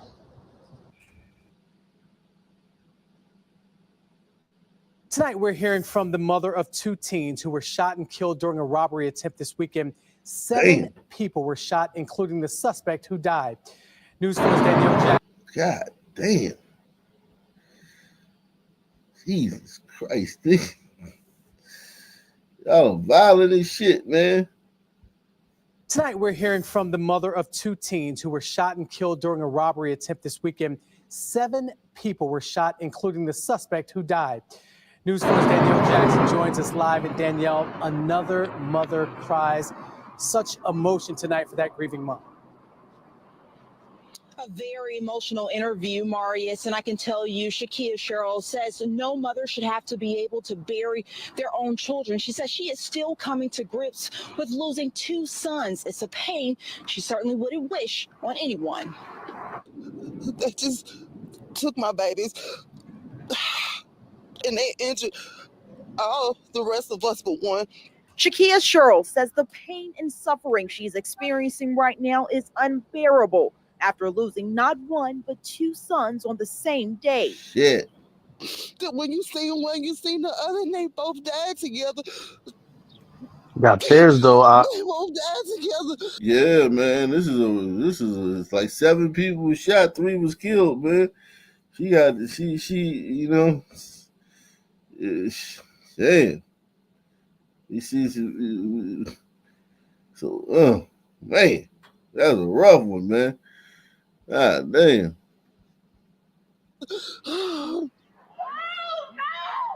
Friday night, police say 2 armed men got inside of their apartment on Torbert Street in an attempt to rob her family. She says she ran to get help from neighbors. When I got back in the house, the first thing I seen was my 15-year-old laying on his bedroom floor. So I went straight to him, and, you know, I started applying pressure, and I yelled out, you know, is everybody okay? And like I was saying, my 16-year-old was saying, I'm shot, Shakira shot, T. Willis shot. Shit. Her sons, 18-year-old Zaquez Sherrill and 15-year-old Tavaria Sherrill, died. Shakia was also shot and injured, along with her 20 and 16-year-old daughters and her 13-year-old son, who was shot multiple times but survived. Yo, what the fuck was they? Yo, they were slanging somebody. Something was being slung in that fucking place. What do you guys think? I don't want to be her neighbor. Yo, what? It's clearly, yeah, it's clearly, yeah, because that it had to be a purpose. Because 7, yeah, that's a lot. That looks like it's Like personal. personal, or it's a trap house, but it looks like it's personal. But it was a robbery. It was a robbery. Why would you just So rob it could a be, random yeah, could be a apartment? trap. It probably be a trap house. Yeah, But she probably don't know. Nah, there ain't no way she don't know. Or maybe I don't know, man. Yeah, maybe they trap the sons of dope boys, and they would maybe they don't trap out the house, but maybe they were there. But somebody there was into something, and I'm not blaming them. I'm definitely not blaming them, but they shot 7 people. They went in there and they shot 7 people. I'd like to know if there was any return gunfire. Was there any guns found there in the house? Like, they shot 7 people in that fucking apartment and killed 3 of them. And I guarantee you, everybody, these people ain't cooperating. These people probably ain't cooperating with the police. Salute to Deluxe 247, aka Cal, aka the real MVP, coming through once again. Once again, salute to Darren, man. Darren says, disagree with you, Op. Adolf asked for it, like the World War II. Jeez. Salute, man.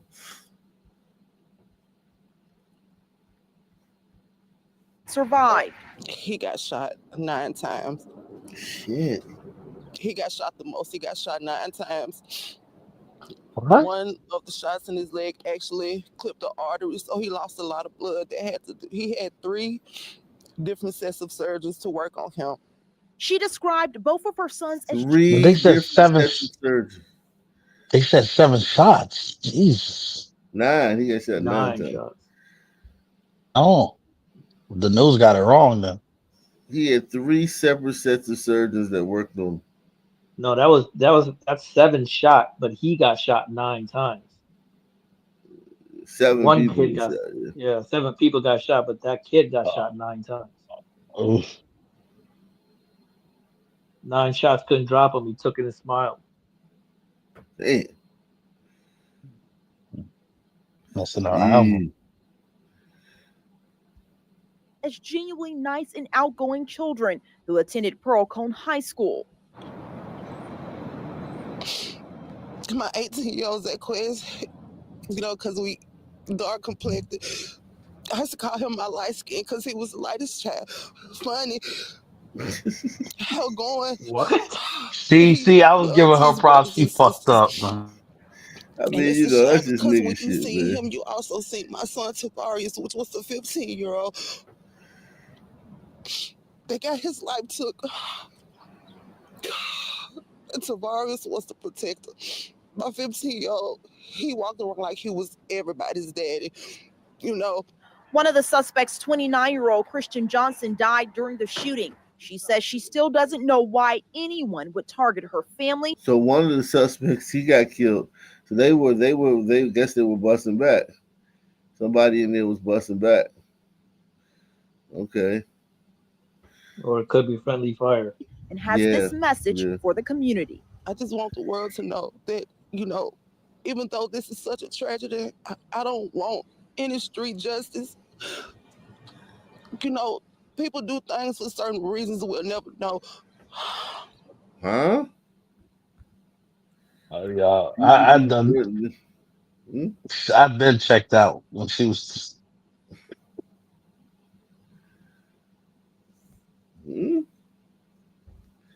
What the fuck? What the fit up? Bumbleclaw, what you talking about? What you chat about? The fuck? I'm not saying that she should say. She just sound like it's like you over it already. Would target her family and has this message for the community. I just want the world to know that, even though this is such a tragedy, I don't want any street justice. People do things for certain reasons we'll never know. But I just want whoever it was to know that they really, really took parts of my heart for no reason. Now, even though Shakia was also shot, she says right now her main focus is on her children who are still recovering tonight in the hospital. Now, her family has set up a GoFundMe for housing and medical bills. For information on how you can help, you can head over to our website at WSMV.com. Maurice, back to you. Something's not adding up, man. He was shot too. Yeah. God damn. They're trying to kill the whole family. Yeah, But she looked like Sweet Daddy though. She look like what? She looked like Sweet Daddy from Good Times. Oh my god, Jesus Christ! I don't want her as a neighbor. I'm good. Don't bring that shit around my property. Jeez, that's crazy. Hey, real quick, going back to that. Right now at 11, we begin. Going back to that Tennessee guy, the representative. Right. I mean, like at the end of that news report, the reporter was like, "It's unclear if either representative will be reprimanded." And it's like, why are you including the white guy? Like you didn't say shit, and you're making it look like it was both of their faults or both of them were behaving badly. Like the bar is so high for gliders, the way Yep. they have to act. That he Yep. said that. Yep. More is expected from you. Um, and it's you who's expecting more. Like it's not just us, you guys too. You guys expect less from us and more from yourselves. We expect less from us and more from yourselves. So both of us have the same expectations of you. Right. And I think the last image I think was really bad on the glider. Like I think he at least to show some like fucking spine, he should have at least stood up and faced him. Oh, then he Instead of would have like really got in sitting there. trouble. But he knew like if he did that, he was really gonna get in. He tried to he just sat there so that we wouldn't get in trouble. Now he's still probably gonna get in trouble. He would have if he would have gotten up, it would have been like they would call him a Klansman. Yeah, but I mean, at some point you gotta be a martyr. Like you gotta be like a little bit like take one for the team or stand up and say fuck the consequences or something, man. Like that just was not a good look for like he got his back turned, sitting down all weak and feeble, and he walks out into the little room, like in the closet. I don't know, it just wasn't a good look. It did kind of like highlight how out of control the black guy was, though. Right, and I think that the chairman gave that the black guy a green light because when he was trying to like calm things down, the chairman was like, "Oh, I totally understand where you're coming from. I would do the same thing to what you've been through, so I get it. I get what you're saying." And I think that kind of gave him the green light to even go further than that. Like it was just all really badly done. So salute to Big Larry, man. Big Larry coming through with a meat rack, with a honey ball, man. A honey ball with a stack, man. Shout out to Big Larry, man. Big Larry, Aqua Nation Hall of Famer, man. In the building.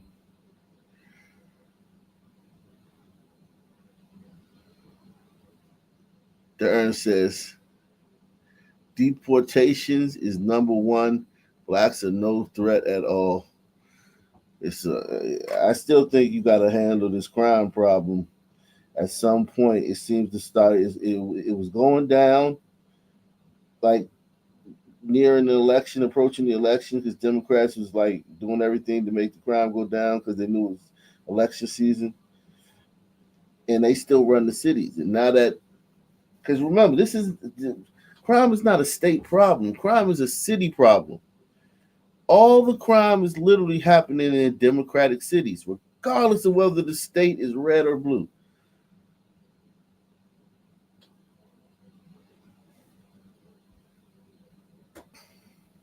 So yeah, man. Let's see. Let's keep it cracking. Right now at 11, we begin with breaking news. Deputies say a man shot and killed a woman and 3 children in Pembroke Park. Good evening. I'm Elliot Rodriguez. I'm Lauren Pastrana. Let's take you live now to the scene. CBS News Miami's Anna McAllister is there with what's happening at this hour. Anna? Lauren, Elliott, this is just a horrific situation here in Pembroke Park. Still very active, as you can see behind me. That large crime scene truck rolled up here about an hour ago here to collect evidence after, like you guys mentioned, that a woman and 3 children were shot dead here. Now, I want to take you to some video from what we shot earlier this afternoon, or this evening rather, when we arrived. Police were saying that this was a domestic incident involving 6 people, a man, a woman, and 4 children. Our sources tell us that the adult man is the shooter and he shot a woman. This is according to our sources, that he shot a woman, 2 toddlers, an infant, and a 10-year-old, and then shot himself. And we are 2 toddlers, an infant. Glider. That's gotta be a glider. Shot 2 toddlers. Damn, man. The Suns be getting, Suns be trying to get in that big league. Nah, sons do this shit all the time, man. You can't say that this is a lot. On burritos do this a lot too. Like when you're upset, man, domestic incidents make you not think properly. And especially if it's like a custody situation, like bitch, fuck you, you gonna leave with the kids, bitch? You gonna leave with the kids? I'll make sure you won't have these kids. Like I burn this whole fucking shit down. You know what I'm saying? Like it's kind of like checkmate. It's kind of like because the women kind of like have a lot of pull because they know, hey man, I'll take the kids and I leave. Even if we go to court, I'm going to get custody. And the husband, he has the checkmate where he just fucking kill everybody. We are told that that woman, the infant, and both toddlers are dead. And we are told that the 10-year-old and the shooter were taken to a local hospital. And we know that the 10-year-old has life-threatening injuries. And the condition of that man who shot himself is unknown at this time. And again, we are told by police that this was a domestic issue. And we spoke to a man who lives in the apartment complex where this happened on Hollandale Beach Boulevard earlier this afternoon, or this evening rather, and take a listen to what he had to say. Like, what'd you hear? What happened? I just hear like 8 shots coming from the 4th floor. So I came outside, and I saw the police, and one of my neighbors just told me that a man trying to kill all his family, like 3 kids and his wife, and then trying to kill himself. He shot himself, but I don't know if he survived or something. Again, this is just a horrific situation, even just hard to even fathom how this could happen. And just a short while ago, there was a woman, she ran on the scene here and she was screaming, "That is my daughter. That is my daughter." Wow. We're still waiting to get a little bit more information about and her grandchildren. Yikes.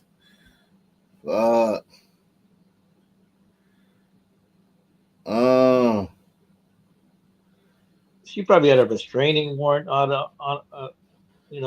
him or something, or went to the cops a few times. This looks like a tried and true, like a tried old story, like happens all the time. Yeah, definitely. Wow. A grandfather's heartbreak. Nobody wants to lose a child. That's the worst thing in the world. The worst. A local family desperately seeking justice and answers into the deadly violence that left a teenager dead on a SEPTA bus. Tonight, Philadelphia police released new information on one of the suspects who's still at large. Look at that, man. These niggas don't care. Like, Jesus. It looks like he fired the gun before even and the big story on action before he even aimed it. It looked like he fired. Yeah, they like throw the bullets at you and shit. Is the latest in the investigation into the murder of 15-year-old Zakir Whitfield, who was shot and killed Saturday. Tonight, his grief-stricken family is speaking out. Action News reporter Brianna Smith is following the story and is live outside of Philadelphia Police Headquarters with the details. Brianna. Rick, Philadelphia police say they now have an arrest warrant for one of the 4 suspects. As they continue to investigate, we spoke to Zakir Whitfield's grandfather, who says instead of celebrating his 16th birthday... If you haven't hit the like button, hit it right now. Hit the like button right now. Let's try to get like as many likes as we can right now, man. Everyone hit the like button right now. Let's help the algorithm, man. Help the algorithm. Algorithm been fucking me over the last couple of nights, man. We used to have 350 to 400, then we get to like 250 to 280. Now it's down to like 180 to 200. The algorithm fucking this channel over lately, man. Make sure you hit the like button, man. Support the channel, PayPal, Cash App, Super Chat too, any way you can. Hit the like button, share the video, whatever you can do, man. I'm trying to tread water. I can't do it by myself, man. All I can do is show up and give you guys the show and the platform to come share your views, man. Yesterday, they laid him to rest. That's my boy. And to Zakir Whitfield, that was his pop. Anthony Overstreet says he gained custody of Whitfield when he was 3 months old. He looked at him, fell in love with him. That was it. Overstreet says Whitfield was friendly, family-oriented, and favored basketball before his life was cut short at just 15 years old. I always see it on the news that happened to somebody else. So this time, this has to be my turn. But I don't think nobody should. Philadelphia police say on Saturday, Whitfield was sitting in the back of a SEPTA bus when these 4 juvenile suspects boarded and a fight ensued. After the bus stopped at 40th Street and Girard Avenue in West Philadelphia, police say one of them got off and fired a single gunshot, killing Whitfield. Police identified one suspect as 17-year-old Zakai Davis. With murder, both sides loses, because when he gets caught, they lost a son. Overstreet hopes Whitfield's death will be They lost a psychopath that's shooting people in the streets in broad daylight. According to you, brother. Now this is the thing. According to you, your kid was a great kid.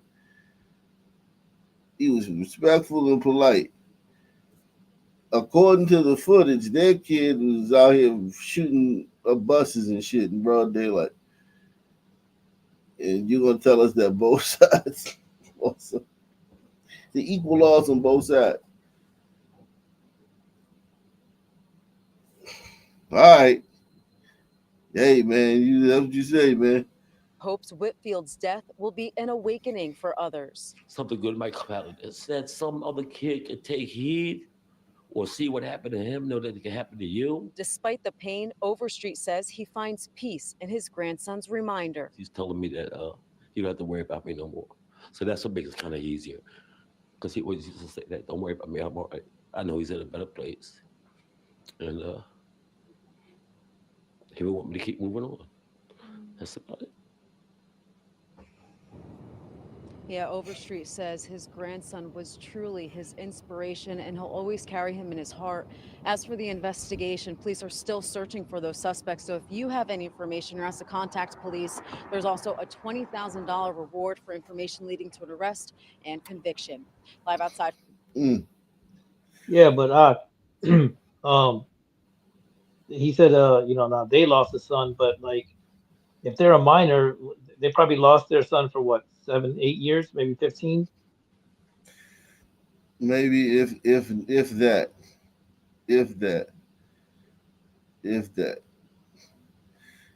We got a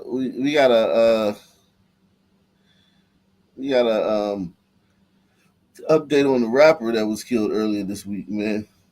Big Melungeon dude. They've identified the man responsible for the killing, man. Jaden Dandridge. Damn.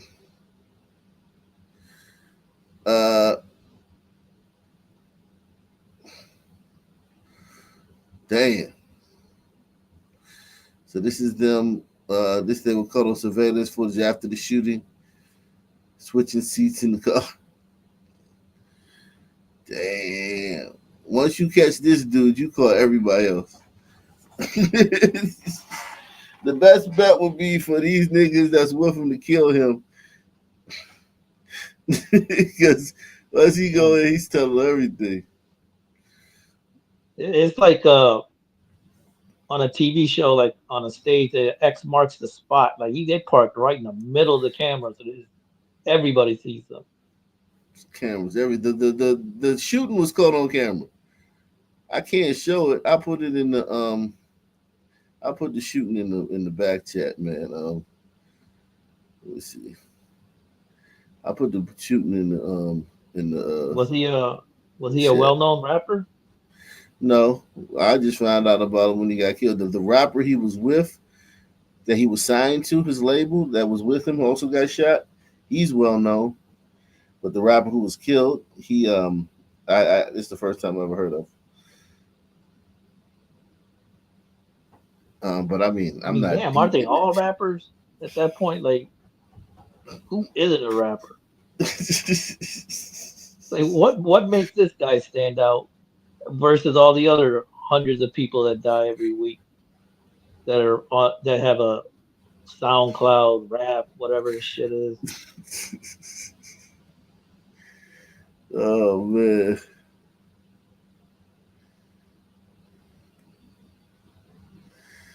Oh my God.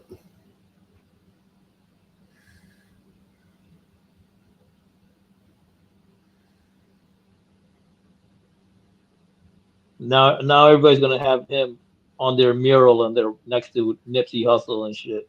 Nah, it ain't like that. He wasn't that big. I'm doing. Nobody knew who he was until. It ain't like Nipsey where like Nipsey had been around for almost 15 years though.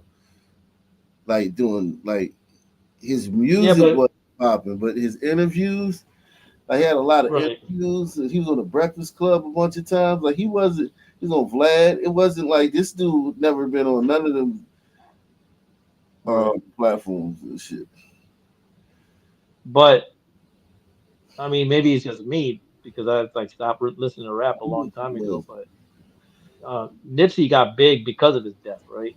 I mean, because not many people knew about him outside of like California. I'm Nah, I mean assuming. Nipsey was always talking about empowerment. His like he was known as like the intelligent gangster and shit, right? Black people love the intelligent hoodlum.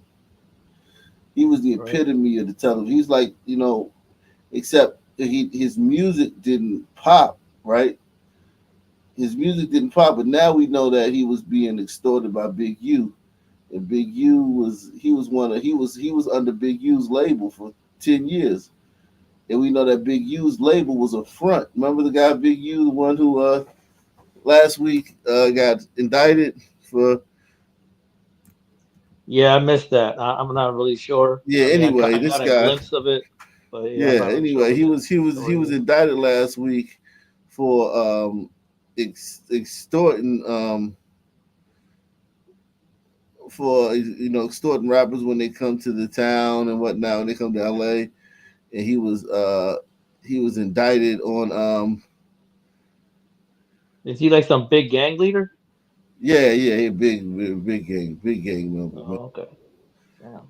Gang member, big time. The character Debo is made after him. In the Friday, the character Debo, Mm. that's it was it was it was fashioned after him. He was a big gangster back in the late '80s, early '90s. Then he went and did some time, came home, got a record label, signed Nipsey as his artist. But the record label was a front for all his gangster activities. So it makes sense why Nipsey never blew up because that wasn't a priority. The record label was a front. You know Yeah, what I'm but could this guy have made it as a whatever, like a producer? Could he have made it like a legitimate career out of that? Oh yeah, they do it Like, all the time. Yeah, so gangbangers do that so all the time. so, but the gang life is just so appealing to them. Like No, he's a real even like gangster. Like he's not like a halfway. He's a real gangster. Like this dude is like, dude been shot like dozen times. He been fucking you know what I'm saying? Like in the late '80s and the early '90s, he was like a real legend on the street. There's no social media, nothing. You know so what I mean? so if he wanted so if he wanted Shaq unalive, he could do it. He could just shot call No, it and have. no, I don't know if he could kill Shaq, but I know he can make Shaq uncomfortable. I think if Shaq dies, man, they're gonna find who killed Shaq. You know what I'm saying? Like, but you can threaten Shaq. You can he was extorting Shaq. They say he made Shaq move to Atlanta. Shaq had to move to Atlanta to get away from big. But you got to remember, it's not just him. He has a whole gang behind him, and they're like, and they kill people. Like Shaq would know that these guys that he was dealing with murderers. It ain't like he was dealing with like just regular guys. These guys are murderers. But you asked me would they kill Shaq? I don't know if they would kill Shaq. I think they would try to put as much pressure on Shaq as they could to make him think they would kill him if he didn't give them the stuff. Or maybe they would do Shaq another way. They would blackmail him like a woman or something, or like some business they had some of his personal business they found out or something. But I don't think they would be in the business of like trying to bump off Shaq. That would just be like that would be the end of everything. You know what I'm saying? Yeah, that's too big of a fish. Yeah, I mean Shaq is a national treasure and shit.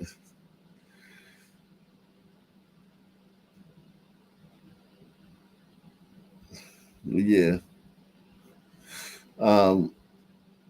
Yeah, Shaq was extorting Shaq. But he had been doing that for years though. He was in Shaq pocket for decades. You know what I'm saying? That's crazy. Yeah, because you got to also remember, like, I mean, if you can when you, get to Shaq, right? Why can't you get yeah, to these corny ass Hollywood guys? Like, what? Why can't you get to like fucking? Doesn't even because have to be Shaq like was in the Brad hip Pitt, hop. but just Remember, Shaq got into hip hop. Shaq was rapping and all that shit. Like, they gotta be open in there. Like, you can't yeah. But like. his hip hop was like my biological didn't bother, or fucking like just, like Will Smith hip hop. Like it wasn't like gangster shit. How the hell did he run across this guy? Well, I mean, Like also it would be like Will Shaq Smith is loves getting. girls. Shaq's a DJ too. You know, Shaq's a full-time DJ in clubs. He in the club scene in LA. You know what I mean?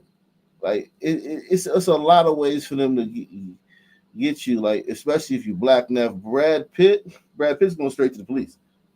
Hey man, this guy Big U, some guy Big U threatening, and they go straight to the police. And black celebrities will try to like keep it on some street level, and you know what I mean, and not, you know what I'm saying, not cooperate with the police. Because I'm sure if Shaq the first time Big U tried to extort him, Shaq went to the police and said, "Big U trying to extort me," and it would have still been hard for Shaq to move because in LA, because he would have been the one who got Big U locked up. So it's like a black thing though. But yeah, like, second you go try to extort George Clooney, man. George Clooney's going to the police. They're gonna do a sting operation on you undercover, and then have you in jail within like a week if you're a black gangster. Now, could the mafia extort some white entertainers? They've been doing that for the mafia had been doing that for decades, extorting white Right. I mean, gangsters. Sinatra, Yeah, he's because he's that's well their known to be the mafia. yeah, that's their it's like that's their like they know how to do that. They know how to do that shit. Like the mafia isn't extorting black rappers and shit because they can't get in. You got to be in that world. You got to know how the people um, operate. Um, let's see. Yeah, but yeah, that homicide was ugly, man. That homicide of that rapper Say So P, that shit was ugly. Let's see. Um, mm. Now, new at 5, a North Mississippi teacher is facing charges this evening after deputies say they found a gun and drugs on him during a traffic stop. The DeSoto County Sheriff's Office says 28-year-old LaMichael Knighton was arrested back on March 13th. He's facing multiple charges, including drug possession with a firearm. According to the Water Valley School District, Knighton is a teacher and coach at Water Valley High School. He's currently out on bond and is due back in court April 7th. This morning, a Michigan couple jailed in Mexico over charges from a timeshare dispute. These are real people with family who have done nothing wrong. They're innocent people. Mexican authorities telling ABC News they arrested Christy and Paul Akeo, both 60 years old, for fraud to a hotel chain shortly after they landed at the airport in Cancun for a family vacation. The couple has been held now for 22 days by state police. She's terrified. She tells us every single day, every single phone call, how scared she is. She obviously cries a lot. A lawyer for the Akeo said this started because they signed up for a timeshare with Palace Resorts, which has resorts in Mexico and an office in Florida. But they say when the resort didn't allow them to use their time as promised, they disputed the contract and reached out to their credit card company to dispute the charges. American Express found for the Akeos, found for Lindsay's parents. and refunded them over $100,000 of wrongful charges. But Mexican authorities seeing that refund instead as the cancellation of 13 transactions, which were done maliciously by not recognizing the charges, referencing this Facebook post obtained by ABC News. In the post, Christie walks other timeshare owners through how to get out of the charges. Wow. Mexican authorities say this post described how they committed fraud. There is clearly no length that they are not willing to go to make an example. And that is exactly what is happening here, on top of corruption and extortion. And the fact that, this has gone on now for 3 full weeks, it's time for it to be done. This morning, their family desperate to get them home. Their only glimpse of how they are doing, 5-minute phone calls with Christie and this photo. They haven't been able to talk to Paul. A judge recently giving the timeshare company 6 more months to gather evidence to make their case while holding the couple behind bars. Eva Pilgrim, ABC News, New York. And all this, I know every member. Wow. I look forward to that on the new season of Locked Up Abroad. New at 5, a North Mississippi. I look forward to that for the new season on Locked Up Abroad. Might be an episode of their right. story. Man,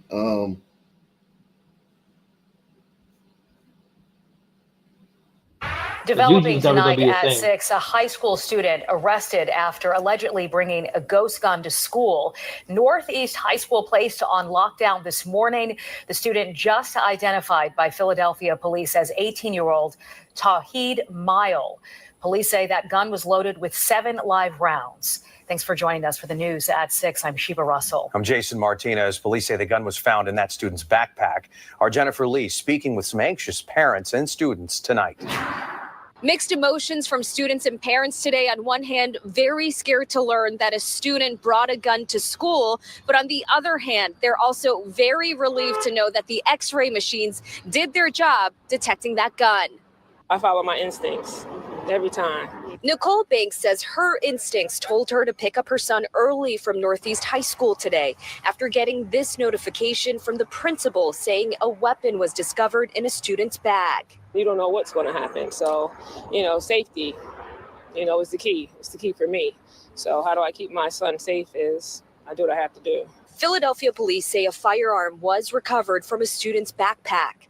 The school district of Philadelphia says the school safety team discovered the weapon through its X-ray machines during morning entry. Northeast High School went into a lockdown for nearly an hour.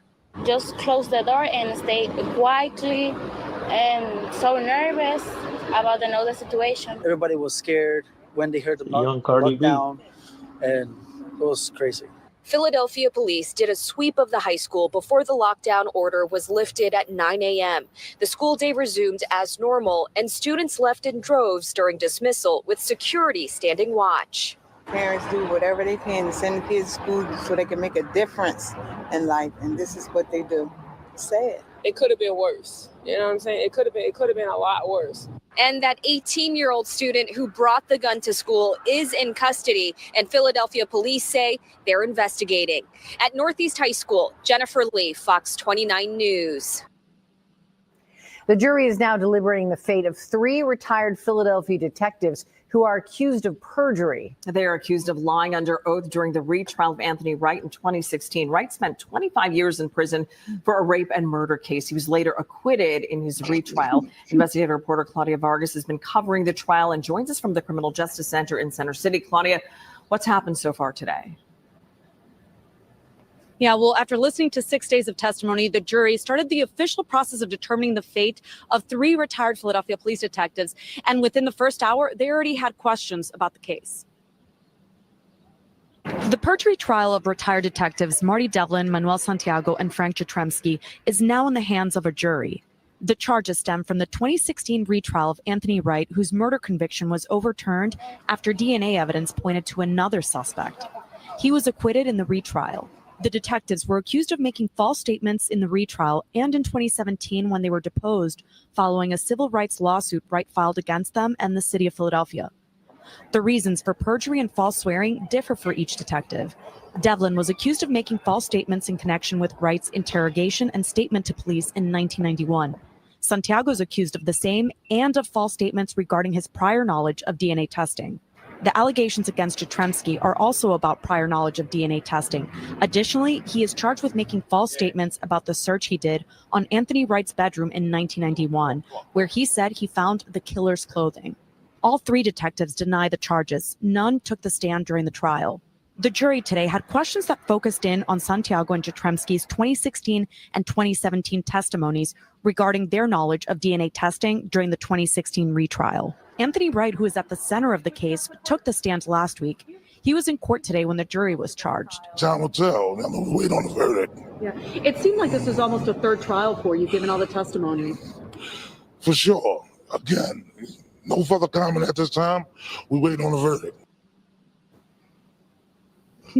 Now, the defense and the prosecutors have declined to comment until there's a verdict. And just within the last 20 minutes, the jury came back saying that they have yet another question. So this is still very much an ongoing process. In Center City, Claudia Vargas, NBC 10 News. And it continues. Claudia, thank you.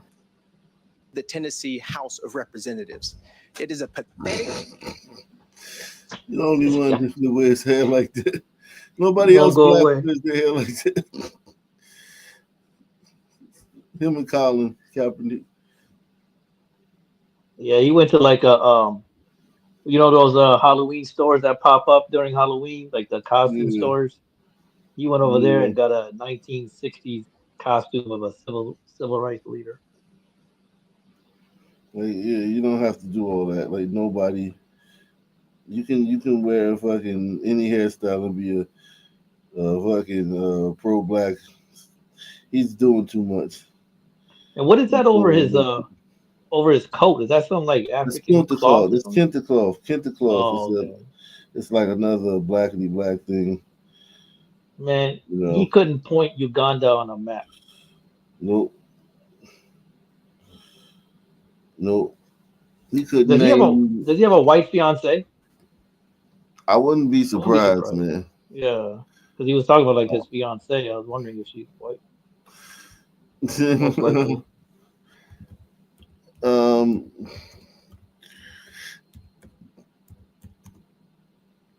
Let's see.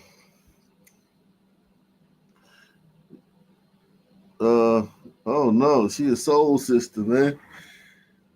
Damn. He got him a soul sister. I'm gonna show you a picture. She a soul sister. Okay. Yeah, he might be legit. This motherfucker, yeah, he got him a soul sister. Damn. That bitch look like oh shit. Or he might be running the game like MLK and Obama did, right? That Yeah, she got bigger plans. Yeah, she the beard. And he got a white girl behind the scenes, man, Right. Latina, spicy Latina. That's he got him a soul sister. That's a diggable planet sister right there. Yeah, man, she got a diggable planet like a motherfucker, man. Shout out to Boy Kachina, man. Boy Kachina says timeshare in Mexico a great investment. Yeah, man, white people be doing some crazy stuff, man. They got too much money and too much time on their hands. Yeah, man. Shout out to him though, man. He got him a whole soul sister. I don't know, man. I still think eventually we're gonna find him in a fucking hotel room like Andrew Bynum. Andrew, what was that guy's name? Gillum. Gillum, yeah. Gillum. Andrew, fill him up, Gillum. And you got called with a goddamn fucking male escort. This guy has the same vibes. That shit crazy. Let's see this one. Is that Chris?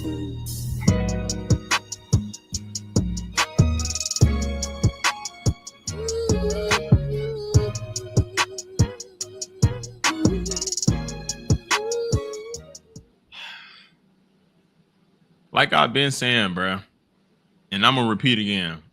Doing a crime in 2025 got to be the dumbest thing in the world. Like, I ain't gonna lie. If you willing to do a crime in 2025, I'm gonna just assume you like boys. I'm gonna be so real, I'm gonna be real, bro. The technology and cameras and everything is just so high. There's no point you're going to get caught. If they care enough about the crime, they will catch you. There's so many ways for you to get caught. It's like there's no point in doing a crime. You got a 1 out of 10 chance of you actually getting away with it, bro. I ain't gonna lie, man. What is good, YouTube?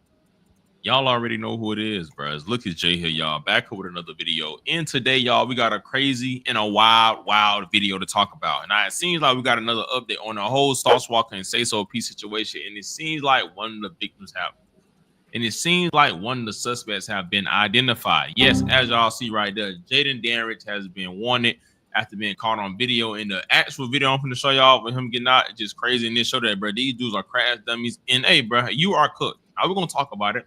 I'm gonna get into it and show y'all everything, but just real quick, y'all know my routine, bro. Hit that like button, you feel me? And also comment, tap in if you tapped in down below, and also smash the notification bell. So for one, you can be notified anytime I drop a video, and also, bro, I could just keep y'all updated with this whole situation in general.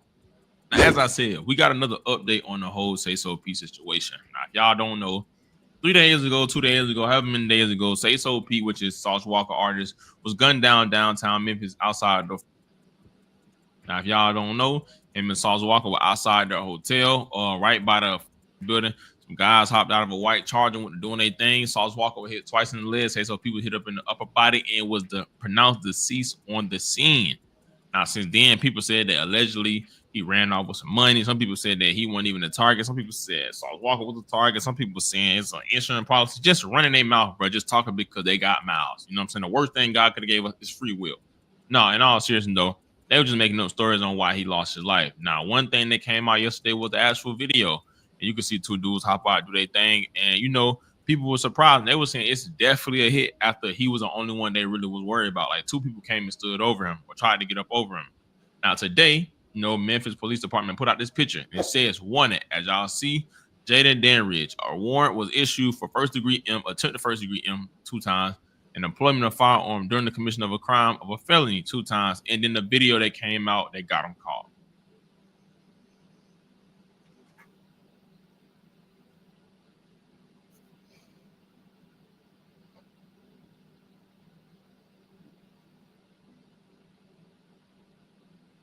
Now, as y'all see, you can see that same white Charger that was in that crime being on video and 2 guys switching seats. Now, the guy that happened to have the Draco that was in the video from the Draco, Mr. Jaden Danrich, on camera, walking out the car, no mask on, no nothing, easily identifying himself. Now, right now, people on social media are literally clowning him, saying that he's dumb, he's a crash out, and it's over with. Like, they caught you in 8K.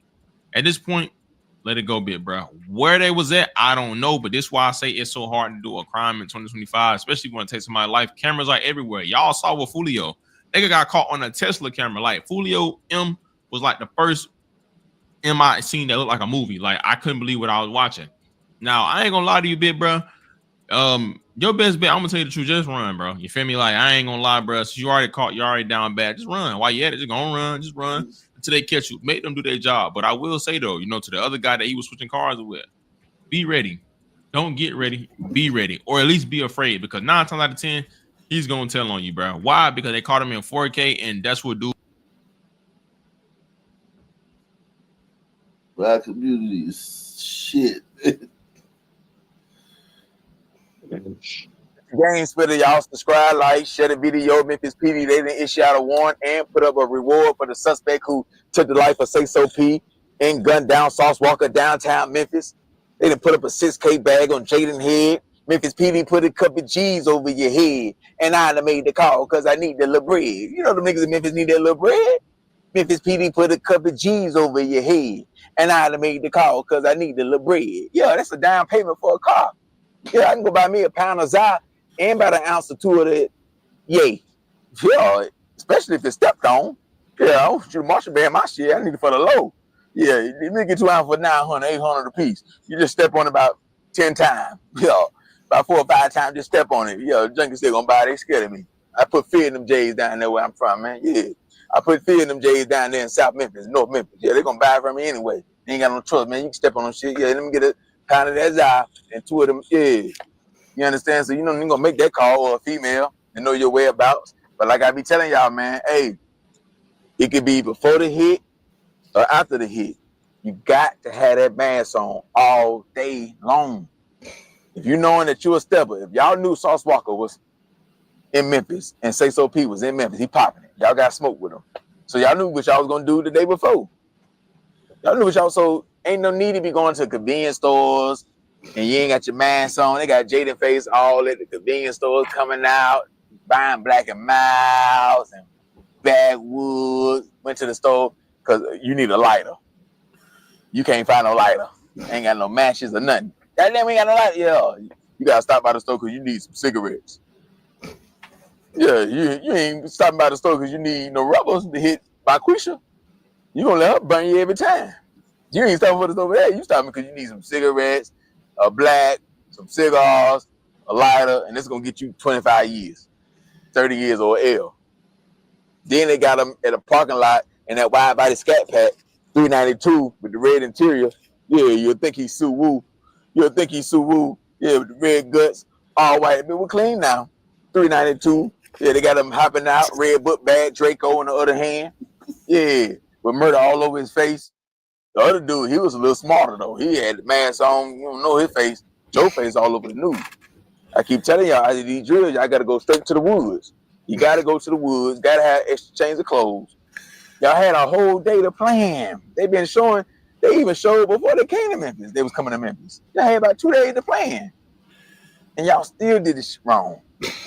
You can't jump out no cars showing your face. Mask gotta stay on. You go in the woods, you scratch the side of that all white, wide body Scat Pack, by the trees and the bush and shit, that shit gonna be scratched up. Leave it there. So either y'all jump out right there, y'all go on the other side of the woods, come out over there, or y'all have another car waiting over there. It don't do y'all no good. Y'all still got your mask on. Y'all meet in the parking lot. Y'all switch cars. They're going to just follow their car everywhere it go. So you take the car to the apartment. Okay, they're going to rush them apartment. Take the car to wherever other spot. They're going to go over there. You can't do it like that. So you don't do it like that. That's why on foot, it can be done. Like you can get away with some shit because this bodies get dropped and people don't know the suspect or nothing. It can be done, but in broad daylight, it make it that much harder because the cameras can see good as a bitch in the daytime. You got an all-white car. It just seems like when dude.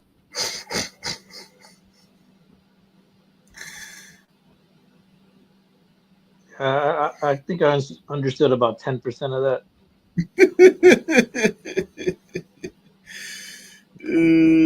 I think you're gonna be able to understand this dude more, man. This dude, he be code switching, man. Wanted, Jaden Danridge. A warrant was issued for first-degree murder, attempted first-degree murder, and employment of a firearm during the commission of a felony. If you have any information regarding his whereabouts, please contact Crime Staffers at 901-528-CASH. Yo, suspect identified. Memphis Police Department wanted homicide investigation. West End Hotel 170, Lieutenant George W. Lee, Memphis, Tennessee. At 2:42 p.m., officers responded to a shooting at 170 Lieutenant George Washington Lee at the West End Hotel. When officers arrived, they located 2 black males suffering from gunshot wounds. Latorian Hunt, 27, was pronounced deceased on the scene. Albert Mondane, 34, was transported to Regional 1 in non-critical condition. A warrant has been issued for suspect Jaden Danridge, 21, who is being charged with 1 count of first-degree murder, 2 counts of attempted first-degree murder, and 2 counts of employment of a firearm during the commission of a dangerous felony and auto theft, which means they stole the car before they went and hit him. Yo, that's crazy. A $6,000 cash reward is being offered for information leading to the arrest of Jaden Danridge or the identification of any suspects involved. Anyone with information is encouraged to contact Crime Stoppers at 901-528-CASH or submit a tip anonymously at www.crime crimestopmyth.org. Hey, yo, you. Can you subscribe and turn on that bell too? Because when you do, you're helping unbiased, independent news. So if you missed it, if you missed it on Instagram Live, right? We were just talking about essentially how dumb that sliding was that they did, right? And I ain't gonna hold you. I thought it was pretty dumb. I thought it was pretty stupid because one of the things that happened that I think somebody pointed it out too. I'm gonna be fair. One of the things that happened was this dummy slid. Literally slid with a red hoodie on. With a red freaking hoodie on, bro. Now, I'm going to be fair, square, obvious, and honest. What we had said on the live before was that, man, it's like this. They literally had to have been doing something outside, right? Like smoking or kicking it and waiting or something like that. Them people seen them, then spun back around. 4 people in the car sliding is always going to be disastrous because one of the things that does not work is you having identifiers. I dang near can guarantee you that's the dude in the red hoodie. Listen, I ain't the sharpest tool in the shed, never claimed to be, but I am telling y'all, I got a very odd suspicion that's Buddy in the red. Because check it out. Here's how forensics can work for you. That red hoodie left fibers. Right? All right, cool. There's cameras all around Memphis. Cameras have literally went up. So now that cameras have went up, right? They watch moves. I guarantee you they dang near probably hit an apartment complex or somebody's place or anything like that. ATM's got all type of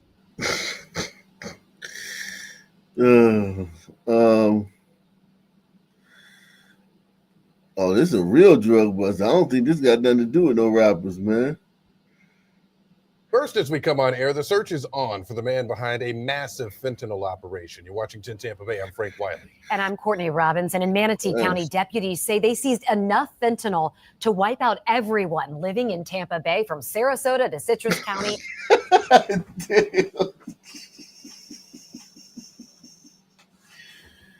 He could have killed everybody in the city, man. Make sure you support the channel via PayPal, Cash App, and the Super Chat. Hit the like button, too. Yo, that shit crazy, man. You killed... That fentanyl is crazy.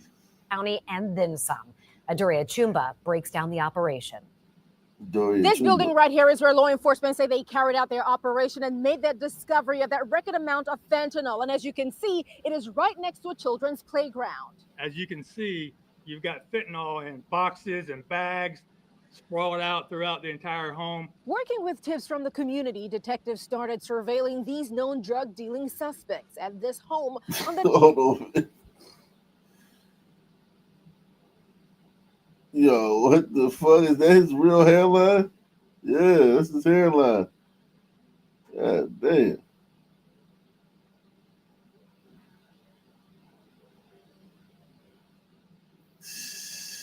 You want it, buddy.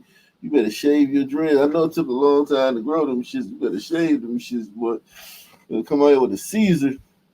suspects at this home on the 900 block of 6th Street in West Bradenton in November last year. Armed with a search warrant on March 13, they found various high-power weapons and ammunition, a stash of cash, and drugs, including cocaine and fentanyl, both street and farmer-grade liquid citrate. 12 kilos of fentanyl has the potential to kill 6 million people. That's more than the population of the entire Tampa Bay area. And that's why this is a significant case. We know that lives have been saved. They arrested 40-year-old Tron Williams, while 23-year-old Maurice Baxter is still on the run. Baxter is he's hiding, but he's not going to be able to hide for very long. These two drug dealers behind me don't care about lives. They don't care about the families that they destroy and who they hurt.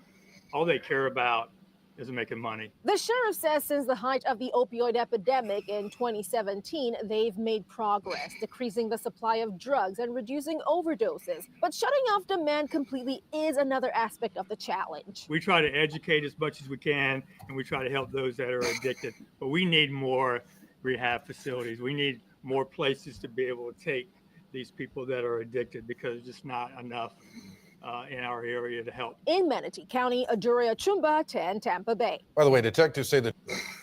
Damn.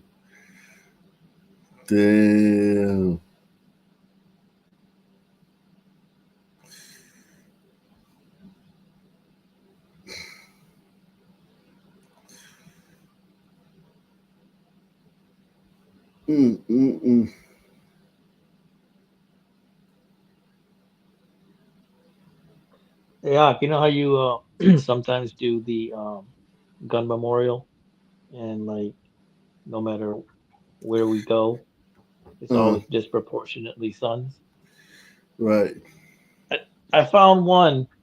I found one state that's like I didn't see any sons on it. New Mexico? West Virginia. West Virginia. Let's Yeah, see I was surprised. we just do the see what's going on in West Virginia, man. Support the channel via PayPal, Cash App, with a super chat. Take the challenge, take the pledge. We going to West Virginia. If you're from West Virginia, man, press 1, man. You from Now, West mind you, Virginia, that press was like 1. about a year ago. I just never mentioned it, but I went to the gun memorial there. That's what we see And you because ain't West got Virginia, I think, has the highest rate. Now you doing all these caveats, man. Let's see what's going on, man. Let's see what's going on in Virginia, man. Let's see what's going on in Virginia, man. Let's see. I think Gladys got it on lockdown on crime over there. It's like 95% white. Let's see. A high school coach and teacher who was arrested last week was arraigned this afternoon. Harley Estep is charged with first-degree sexual abuse and accused of inappropriate communications with a minor. WSAZ's Andrew Colgrove was at the Carter County Justice Center for the arraignment and has the latest. Estep made his first court appearance since being arrested last week. He was arraigned over Zoom from the Carter County Detention Center. Estep entering a not guilty plea. Kentucky State Police say the investigation began in 2022 after they got information on Estep's inappropriate interactions with a juvenile before his current employment. The 28-year-old is charged with first-degree sexual abuse and procuring or promoting the use of a minor through electronic means. We're getting our first look at the indictment, which says the crimes Estep is accused of happened between August of 2021 and May of 2022. The indictment includes details too graphic to share. It says Estep was in a position of authority and committed the crime with a juvenile he came into contact with as a result of that position. Estep's attorney requested his bond be reduced from $50,000 to $25,000. The judge denied that request but said it's an issue they could revisit later. Andrew Colgrove, WSAZ. Damn, they gonna give this dude less. Jesus Christ, man. Wow.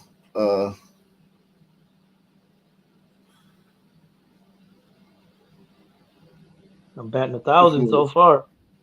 Yeah, man. And now charged in connection with a case of child abuse that left an infant in a medically induced coma. We told you yesterday about the arrest of Timothy Farabee in Clay County. He is facing charges of strangulation and child abuse causing serious injury. Troopers say a 3-month-old taken to the hospital with injuries medical staff said were clearly the result of abuse. Now, Farabee's partner, Jerry Farabee, who was also in charge of the infant's care that same day, is charged in connection with the case. According to the criminal complaint, Jerry is a special needs aide in a school system, making her a mandatory reporter of any physical abuse, which troopers say she did not do in this situation. She is now charged with child abuse or child neglect. Jesus Christ, some shitty ass people in West Virginia. I can tell you that much. Fuck. Yeah, I think it has the highest rate of gliders, like 95% or something like that. police have identified a man accused of robbing a smoke and vape shop in Huntington. The robbery happened at Lulu's Smoke Shop on 9th Street last Thursday. Huntington police say Nolan Cameron is wanted on a felony warrant for first-degree robbery. He is from the Newport, Kentucky area and is considered to be armed and dangerous, so they're saying don't approach him. They're asking anyone with information on his whereabouts to call 911 or the police department. I mean, it's kind of weird that this seems weird to us. Like this should be actually like 60% of the news. Like these people. Yeah, But in the it's country, so, yeah. you know, right, it's so overrepresented, but the other way with the Suns. And like this should be the norm actually. Right. What would it take for your child to give up their lunch and recess time at school? Well, for one group of students in our region, it was the hunger to learn. Shannon Litton has the story. For a whole week, a group of 17 elementary students gave up their lunch and their recess to learn about local Black history. And it's something their principal, David Ashford, says didn't take much convincing. Not really. Whenever you really understand who they are as individuals and their pursuit of excellence, and they want to know history, they want to know where they come from. And a big part of what we do at Burlington Elementary School is we're building identity in kids, and we're giving them information to say this is your ancestry, this is the town that you live in, and you come from a long line of freedom fighters and people who have done really great things, and they're going to be the next to do great things. A rainy Tuesday didn't stop students at Burlington Elementary from getting a history lesson right here in the tri-state. Part of their day included a tour of the Lawrence County Museum in Ironton, highlighting local history, including the Underground Railroad. My favorite part about the experience is learning about Dr. Hall. He was my favorite to learn about. I really like to learn about the history of where we live and the history of what people have done for us. The students in 3rd, 4th, and 5th grades took an optional class just a few weeks ago. They're eating lunch, taking notes, asking questions and engaging with presenters all at the same time. The Black History bus tour they're on now is a culmination of that class. I really just like to learn about history, really. It was really fun. It was boring some days, but still fun, and I'm glad I did it to get to come here. An experience proving learning happens in and outside of the classroom. Take a history class, guys. Just take one. It's fun. It's worth it. Shannon Litton, WSAZ, Ironton. The students also made stops at Burlington Macedonia Church, which, by the way, is the oldest Black church in Ohio, as well as the Burlington 30.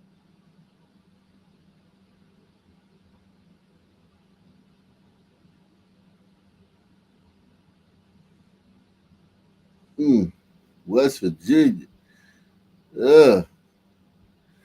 West Virginia. Let's keep it. Let's see what else is going on in West Virginia. Finally. And now to a developing story out of Huntington. Huntington police and the U.S. Marshal Service making an arrest in the city's first homicide of 2025.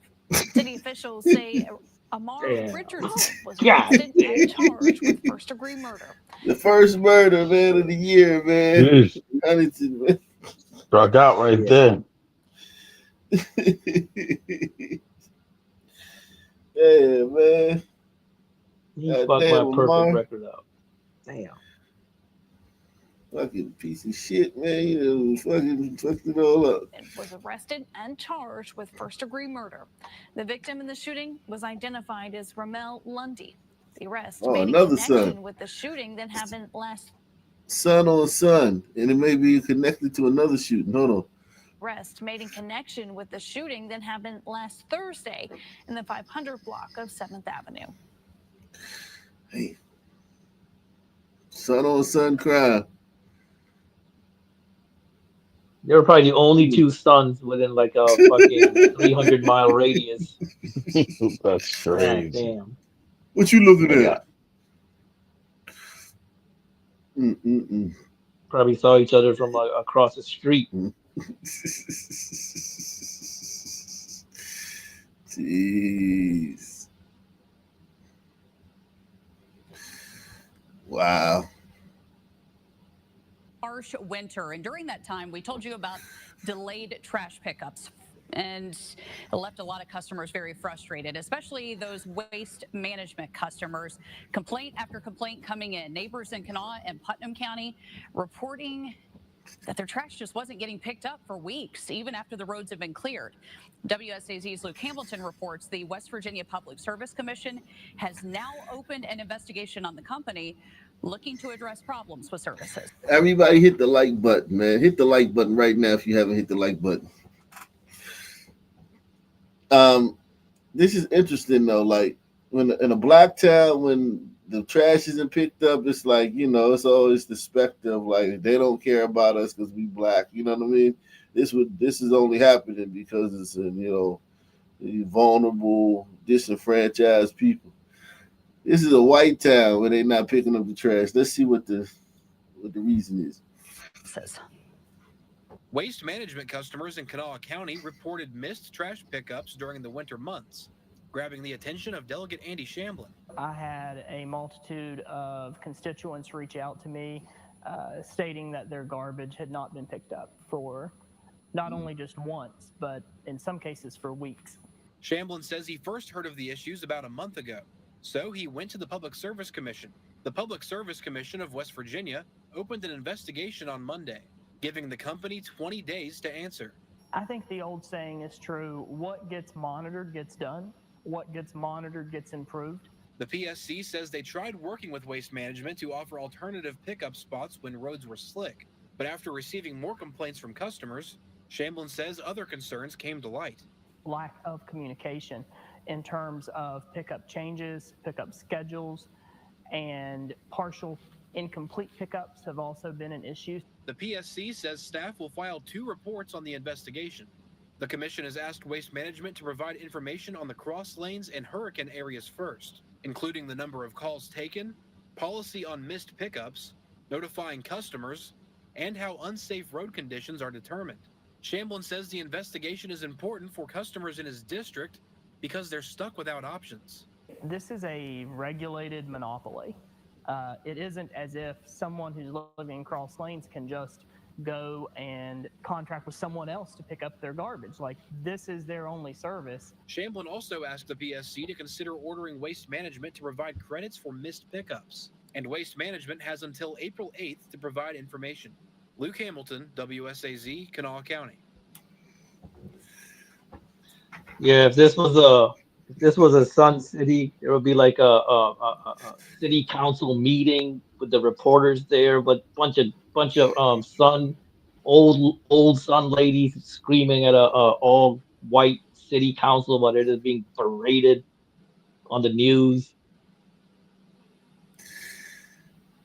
Yeah, man. It would be like black celebrities would be like hashtagging about it, like, yeah, man. Pick up our stop treating us like trash. There'll be a hashtag. Right. Stop treating us like trash. Be a big fucking thing, man. It'll be a big fucking thing, man. And the specter of race would be like all over it, man. Like, these people could probably, like, I don't know where they are, but they could probably make a case. I mean, it's obviously not true, but if they wanted to play the victim, they could make it a class issue. They could point to a rich side of town and say it doesn't happen there, but it happens here. But they're not even doing that. Right.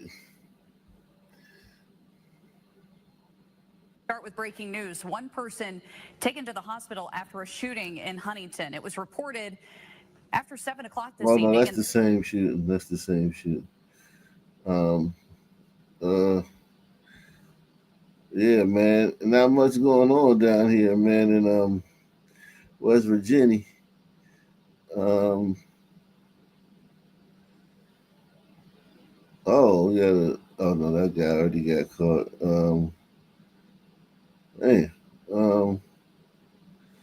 Yeah, man. Ain't a lot going on, man. Ain't a lot going on, man.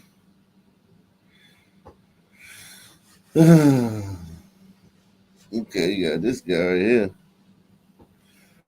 Man from Akron, Ohio, in jail tonight after a drug investigation from an operation that yielded lots of drugs. Deputies with the Jackson County, West Virginia Sheriff's Office telling us this man, William Lemon, was taken into custody after a lengthy investigation that revealed numerous pounds of methamphetamine brought into the state by Lemon. A Ravenswood police canine called out too to help in the operation, and that gave them probable cause. Deputies say the Lemon was arrested during a delivery to other dealers. So now he is in South Central Regional Jail. His bond set at $150,000. Damn glider thugs. Shit. Bro, they drugs, man, over there.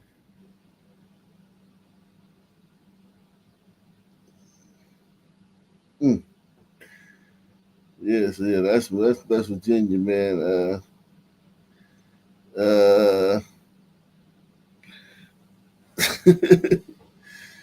Yeah, man. I guess you're right, man. That's Virginia. They don't have a lot of blacks there, man. Yeah, I found the unicorn. So much for joining us tonight. I'm Marius Payton. I'm Lauren Lowry. What lengths would you go to protect your property? When confronted with that question, a Nashville man used his voice. But he was met with deadly force from those looking to steal. Tonight, he showed our Steve Mailing what was left behind.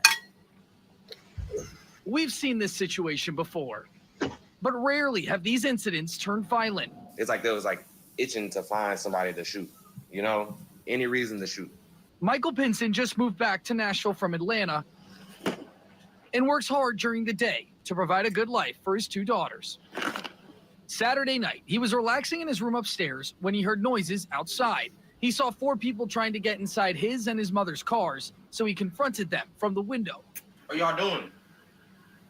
Immediately, and it went right past my face. I felt it right. I felt it fly right past my face. As soon as that happened, I ducked. I grabbed my kids.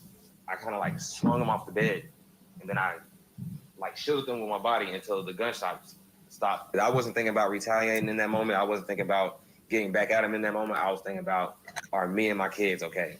In a matter of minutes, the scare was over, but Michael remained vigilant. That whole night, I didn't even go to sleep. I waited at the window the whole night with my window up, just waiting. Just basically traumatized in a sort of sense. They shot from behind my mom's car, and the bullet went straight.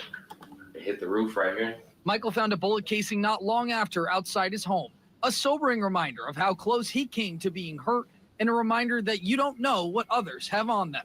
It feels like it's a war against people who try to steal your items or your belongings, and then they put your life at risk because they can't get what you have. Metro Police are investigating. For WSMV4, I'm Steve Mailing. Wow. Man, that is insane how from stealing a car that whoever shot like had no problem turning it into murder. Not even a thought about it. No care. Like the level of crime between stealing a car and murder is like exponentially different. Like, and to him it was exactly the same thing. Taking a car and taking a life, no difference. Insane. Now, Franklin police are still weighing whether or not to arrest a man one day after turning himself in for shooting somebody in self-defense. Our Braden Ross is in Franklin with the latest on what led up to that shooting. Broad daylight, middle of the afternoon. Franklin residents surprised at the news of a shooting in their community Monday afternoon. Shocked because you don't really hear about that. It's going to be a glider. Around here. The man who did it turning himself in to police just hours later. The alleged shooter said a man tried to attack him while he was going into a local convenience store. He said he had no choice but to defend himself and shot him.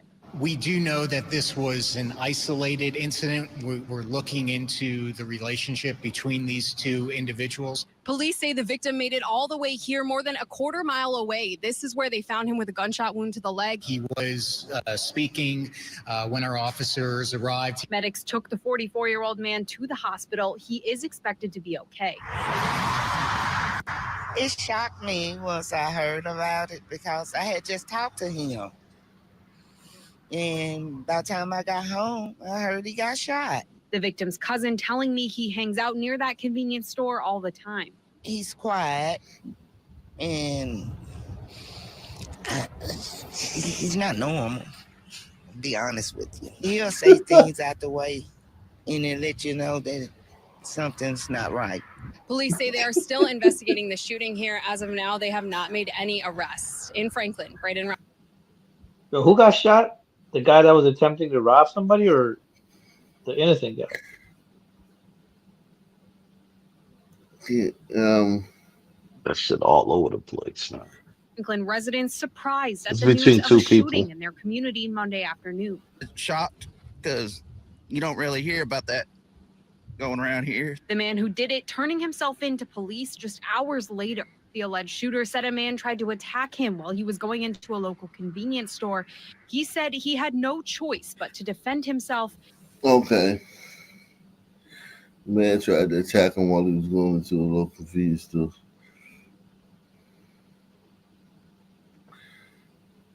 And he had no choice to defend. I don't think he killed the guy, though. He didn't kill the guy. He just shot him.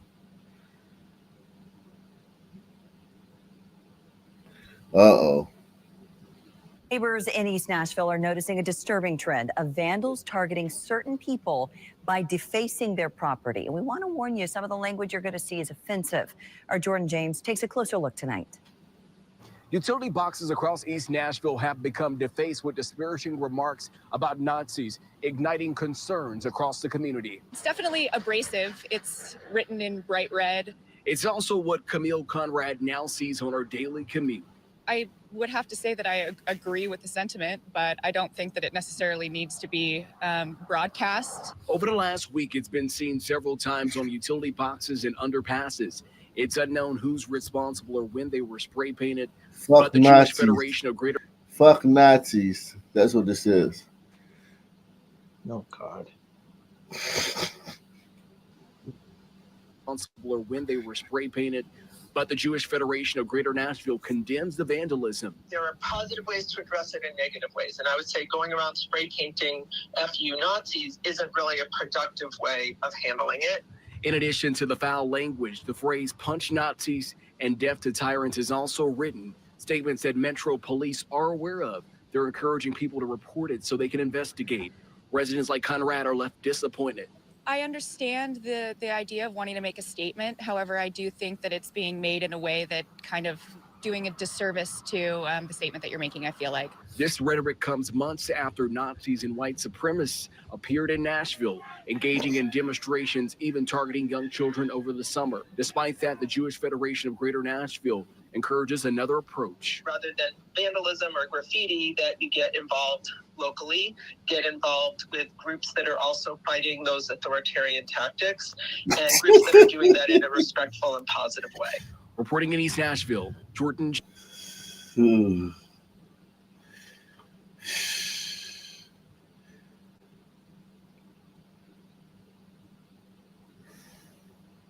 Meanwhile, they're vandalizing. Franklin police are still weighing whether or not random Teslas and shit, and protesting on college campuses. I guarantee you the guy that's doing this, or whoever, a group of people that's doing this, would love to see a Tesla and write it on that. Oh yeah, Cybertruck. These people are crazy, man. That's you know what? Seattle, man. Seattle.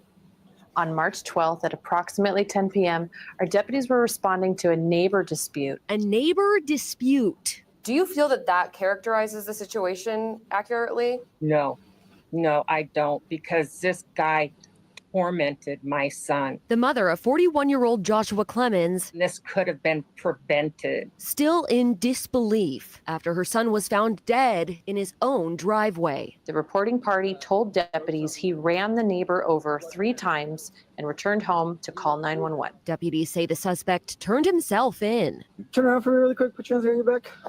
You're going to be detained for now. Okay. You got any weapons on you, sir? No, sir. All right. The defense attorney for suspect Keaton Scott Ross claimed self-defense. While he was inside his truck, the neighbor who was outside the truck displayed a pocket knife. My son took out a pocket knife and threatened him, but he got in his truck and then he ran over my son. But according to Carrie Sogum, the neighbors all lived in fear from this man. Ross had been taunting him for months, spying on my son for quite some time. He got to the point where he was fearful to leave his dogs because the guy threw rocks at his dogs and threatened to kill his dogs, and his dogs were his children. My son called about decapitated cats, dead cats on his gate. This all came to a climax the night of March 12th. He went out and he knocked the cameras down. The night Clemens was run over. No mother should have to bury their child on something like this. Ross is still in custody. A judge set his bail at $250,000. Sogum says Clemens had a huge heart and would volunteer as a caretaker for the elderly in his neighborhood. She says he loved fishing, woodworking, and being with friends. I'm Maddie White, King 5 News. Damn. Damn.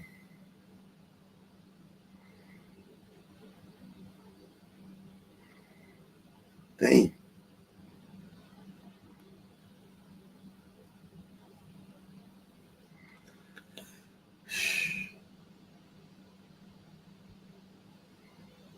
Mm.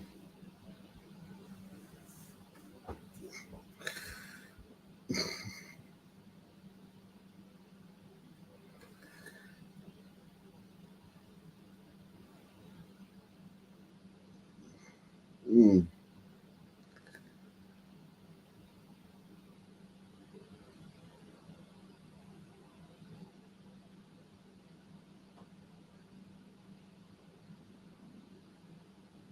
Okay, have you ever seen that video? It's like an 8-year-old video, but I don't know, for some reason the algorithm recommended it to me. It's called White Boy Privilege. Nah, what is it about? It's like a freaking 10-year-old kid. He's like doing spoken word. You might have seen it, but it was so crazy what he was Put it in the back chat. Put it in the back chat. Well, it's weird because I don't have the link to it, but if I would go on YouTube, I'll have to leave this and come back. You can just do White Boy Privilege; it'll show up the first thing will show up. Okay. Well, what we know from the city's attorney's office is that a significant number of shootings are occurring in connection with a small number of establishments, about 15 to 20, and those are places that are staying open well after 2 a.m. What happened in Seattle's Soto neighborhood is why two sisters are at City Hall today. We're here on behalf of our baby brother, Francisco David Escotel. They say he was killed in a 3 a.m. shooting at an unlicensed venue. They didn't have permits, they didn't have surveillance cameras, they didn't have proper security. And no one's been held accountable. It's why they're pushing for change. We want people to understand that this is so overdue. I learned there's so many other victims. In 2023, a shooting at an after-hours nightclub on Rainier Avenue South ended 3 lives. And a decade ago, Donnie Chin was shot and killed while patrolling near a late-night lounge in his Chinatown International District neighborhood. What will it take? How many more families are going to have to endure losing their loved ones to gun violence? For Donnie and your brother David and everyone in between, and since we take up this bill. The city attorney's office says last year there were 47 shootings associated with Seattle nightlife. And in the first few months of this year, there have been 17. The establishments associated with the majority of the shooting events do not have liquor licenses. They are not authorized to sell liquor. Some of those advertise that they are selling liquor regardless. The community deserves better, and this really opened our eyes to the need. Let's see. Let's see.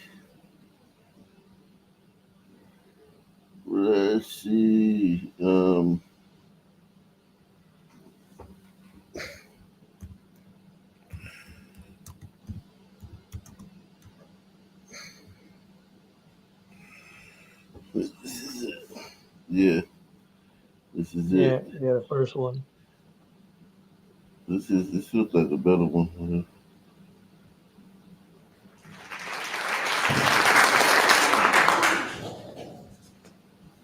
Dear women, I'm sorry. Dear Black people, I'm sorry. Dear Asian Americans, dear Native Americans, dear immigrants who come here seeking a better life, I'm sorry. Wow. Dear everyone who isn't a middle or upper class white boy, I'm sorry. I have started life at the top of a ladder while you were born on the first rung. I say now that I would change places with you in an instant, but if given the opportunity, would I? Probably not. Because to be honest, being privileged is awesome. I'm not saying that you and me on different rungs of the ladder is how I want it to stay. I'm not saying that any part of me has for a moment even liked it that way. I'm just saying that I fucking love being privileged. I'm not ready to give that away. I love it because I can say fucking and not one of you is attributing that to the fact that everyone with my skin color has a dirty mouth. I love it because I don't have to spend an hour every morning putting on makeup to meet other people's standards. I love it because I can worry about what kind of food is on my plate instead of whether or not there will be food on my plate. I love it because when I see a police officer, I see someone who's on my side.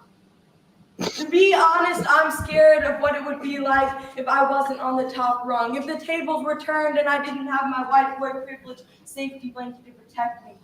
If I lived a life lit by what I lack, not what I have. If I lived a life in which when I failed, the world would say, told you so. If I lived the life that you lived. When I was born, I had a success story already written for me. You were given a pen and no paper. I've always felt that that's unfair, but I've never dared to speak up because I've been too scared. Well, now I realize that there's enough blankie to be shared. Everyone should have the privileges that I have. In fact, they should be rights instead. Everyone's story should be written, so all they have to do is get it read. Enough said. No, not enough said. It is embarrassing that we still live in a world in which we judge another person's character by the size of their paycheck, the color of their skin, or the type of chromosomes they have. It is embarrassing that we tell our kids that it is not their personality, but instead those same chromosomes that get to dictate what color clothes they wear and how short they must cut their hair. But most of all, it is embarrassing that we deny this, that we claim to live in an equal country and an equal world. We say that women can vote. Well, guess what? They can run a country, own a company, and throw a nasty curveball as well. We just don't give them the chance to. I know it wasn't us 8th grade white boys who created this system, but we profit from it every day. We don't notice these privileges, though, because they don't come in the form of things we gain, but rather the lack of injustices that we endure. Because of my gender, I can watch any sport on TV and feel like that could be me one day. Because of my race, I can eat at a fancy restaurant without the waitstaff expecting me to steal the silverware. Thanks to my parents' salary, I go to a school that brings my dreams closer instead of pushing them away. Dear white boys, I'm not sorry. I don't care if you think the feminists are taking over the world or the Black Lives Matter movement has gotten a little too strong, because that's bullshit. I get that change can be scary, but equality shouldn't be. Hey, white boys, it's time to act like a woman, to be strong and make a difference. It's time to let go of that fear. It's time to take that ladder and turn it into a bridge.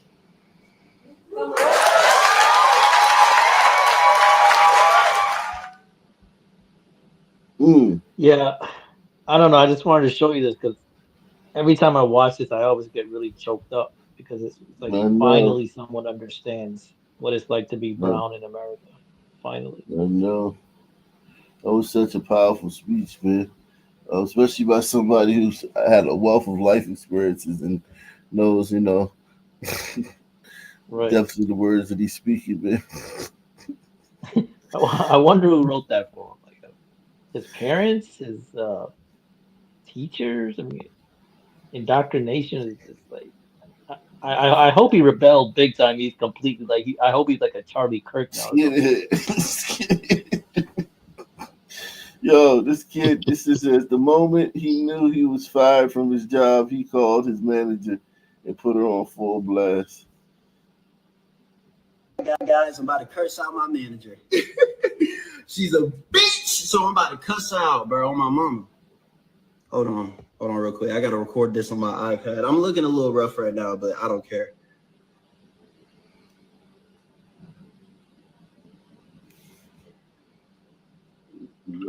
This bitch better answer the phone, bro. Hello? Hi, Miss Shayla. This is Jaden. How you doing today? I'm doing great. So why are you talking about taking me off permanently off the schedule? What the fuck is all of that about? First of all, what's your language? No, bitch. No. What the fuck is that all about? Because you have been a dickhead to me ever since I started fucking working here. We all about to lose our jobs next month. Why the fuck is you acting like a fuck nigga? Huh? Why you acting like a punk ass bitch, Michela? Why you acting like a punk? We all about to lose our jobs next month, and you bitching about me losing, and you bitching about me missing one day? You fat, ugly, stupid, lame ass bitch.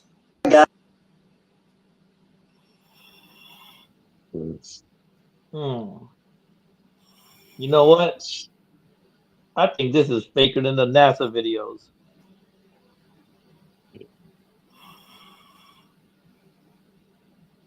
Uh-oh. Is Hawk out?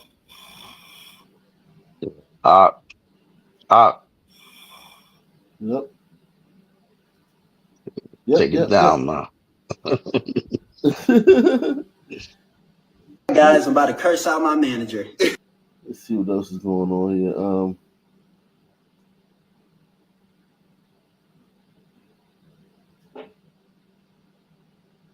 here. Yeah, I've seen one that's similar to that one, but he's actually in the building and he's like recording himself and his people that like fired him, and he's like cussing them out really bad.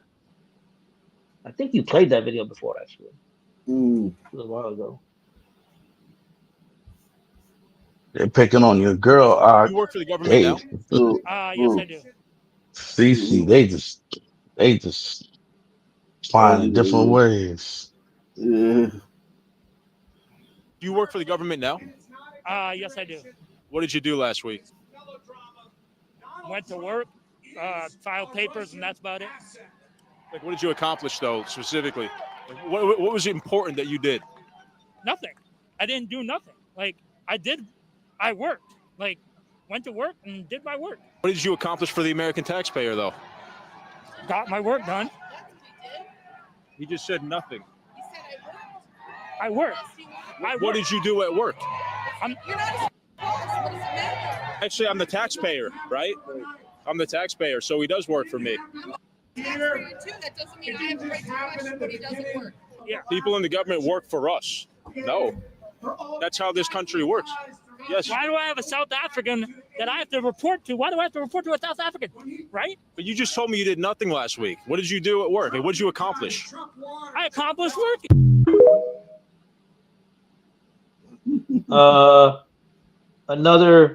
Another fake video, like a NASA video. I think those two were in on it.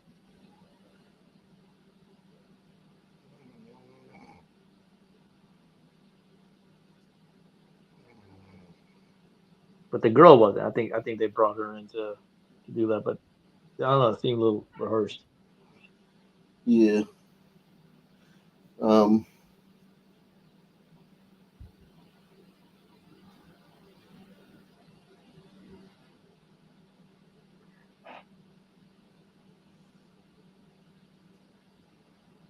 I think like your other channel, the CC channel, or yeah, I think that's gonna that's probably has the potential to blow up really big in the summer.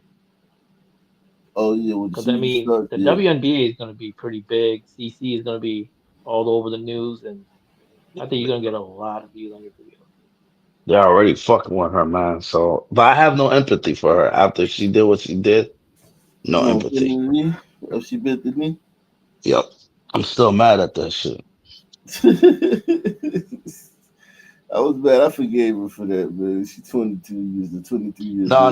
Matter of fact, it was I forgot how her boyfriend super woke. Yeah. Yeah, Doug Godfrey was talking about it. Yeah, no, she's got made a lot of people a lot of money on YouTube. Yeah, I think she gave them crumbs when she said that. Like she was like, you know what? I know you want the cake, but here I'll throw a few crumbs out there for you just to satisfy you, and then just move on. Because she really hasn't been doing much since then. Like she hasn't Same. committed to that, all that stuff. So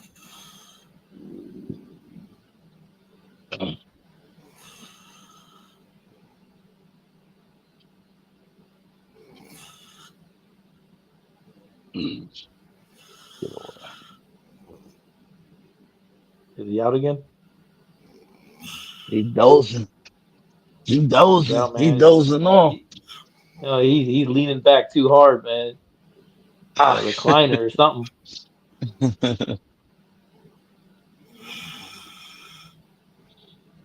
Yeah, he He's done. leaning back. He done. Ah, Same black time. same black channel. Ox, you are out. Subscribe.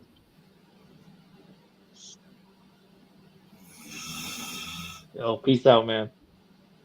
Peace. Good night, everyone. Still on crutches.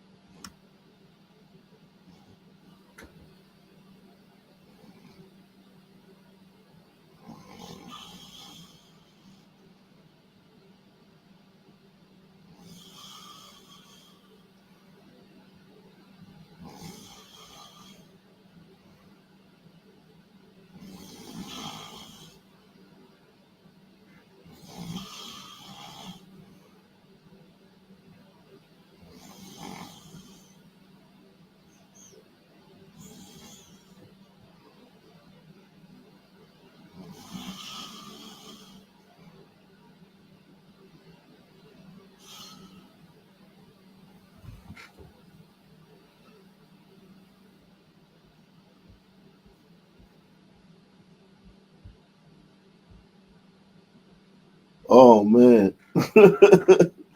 Oh man. Oh, any final thoughts, guys?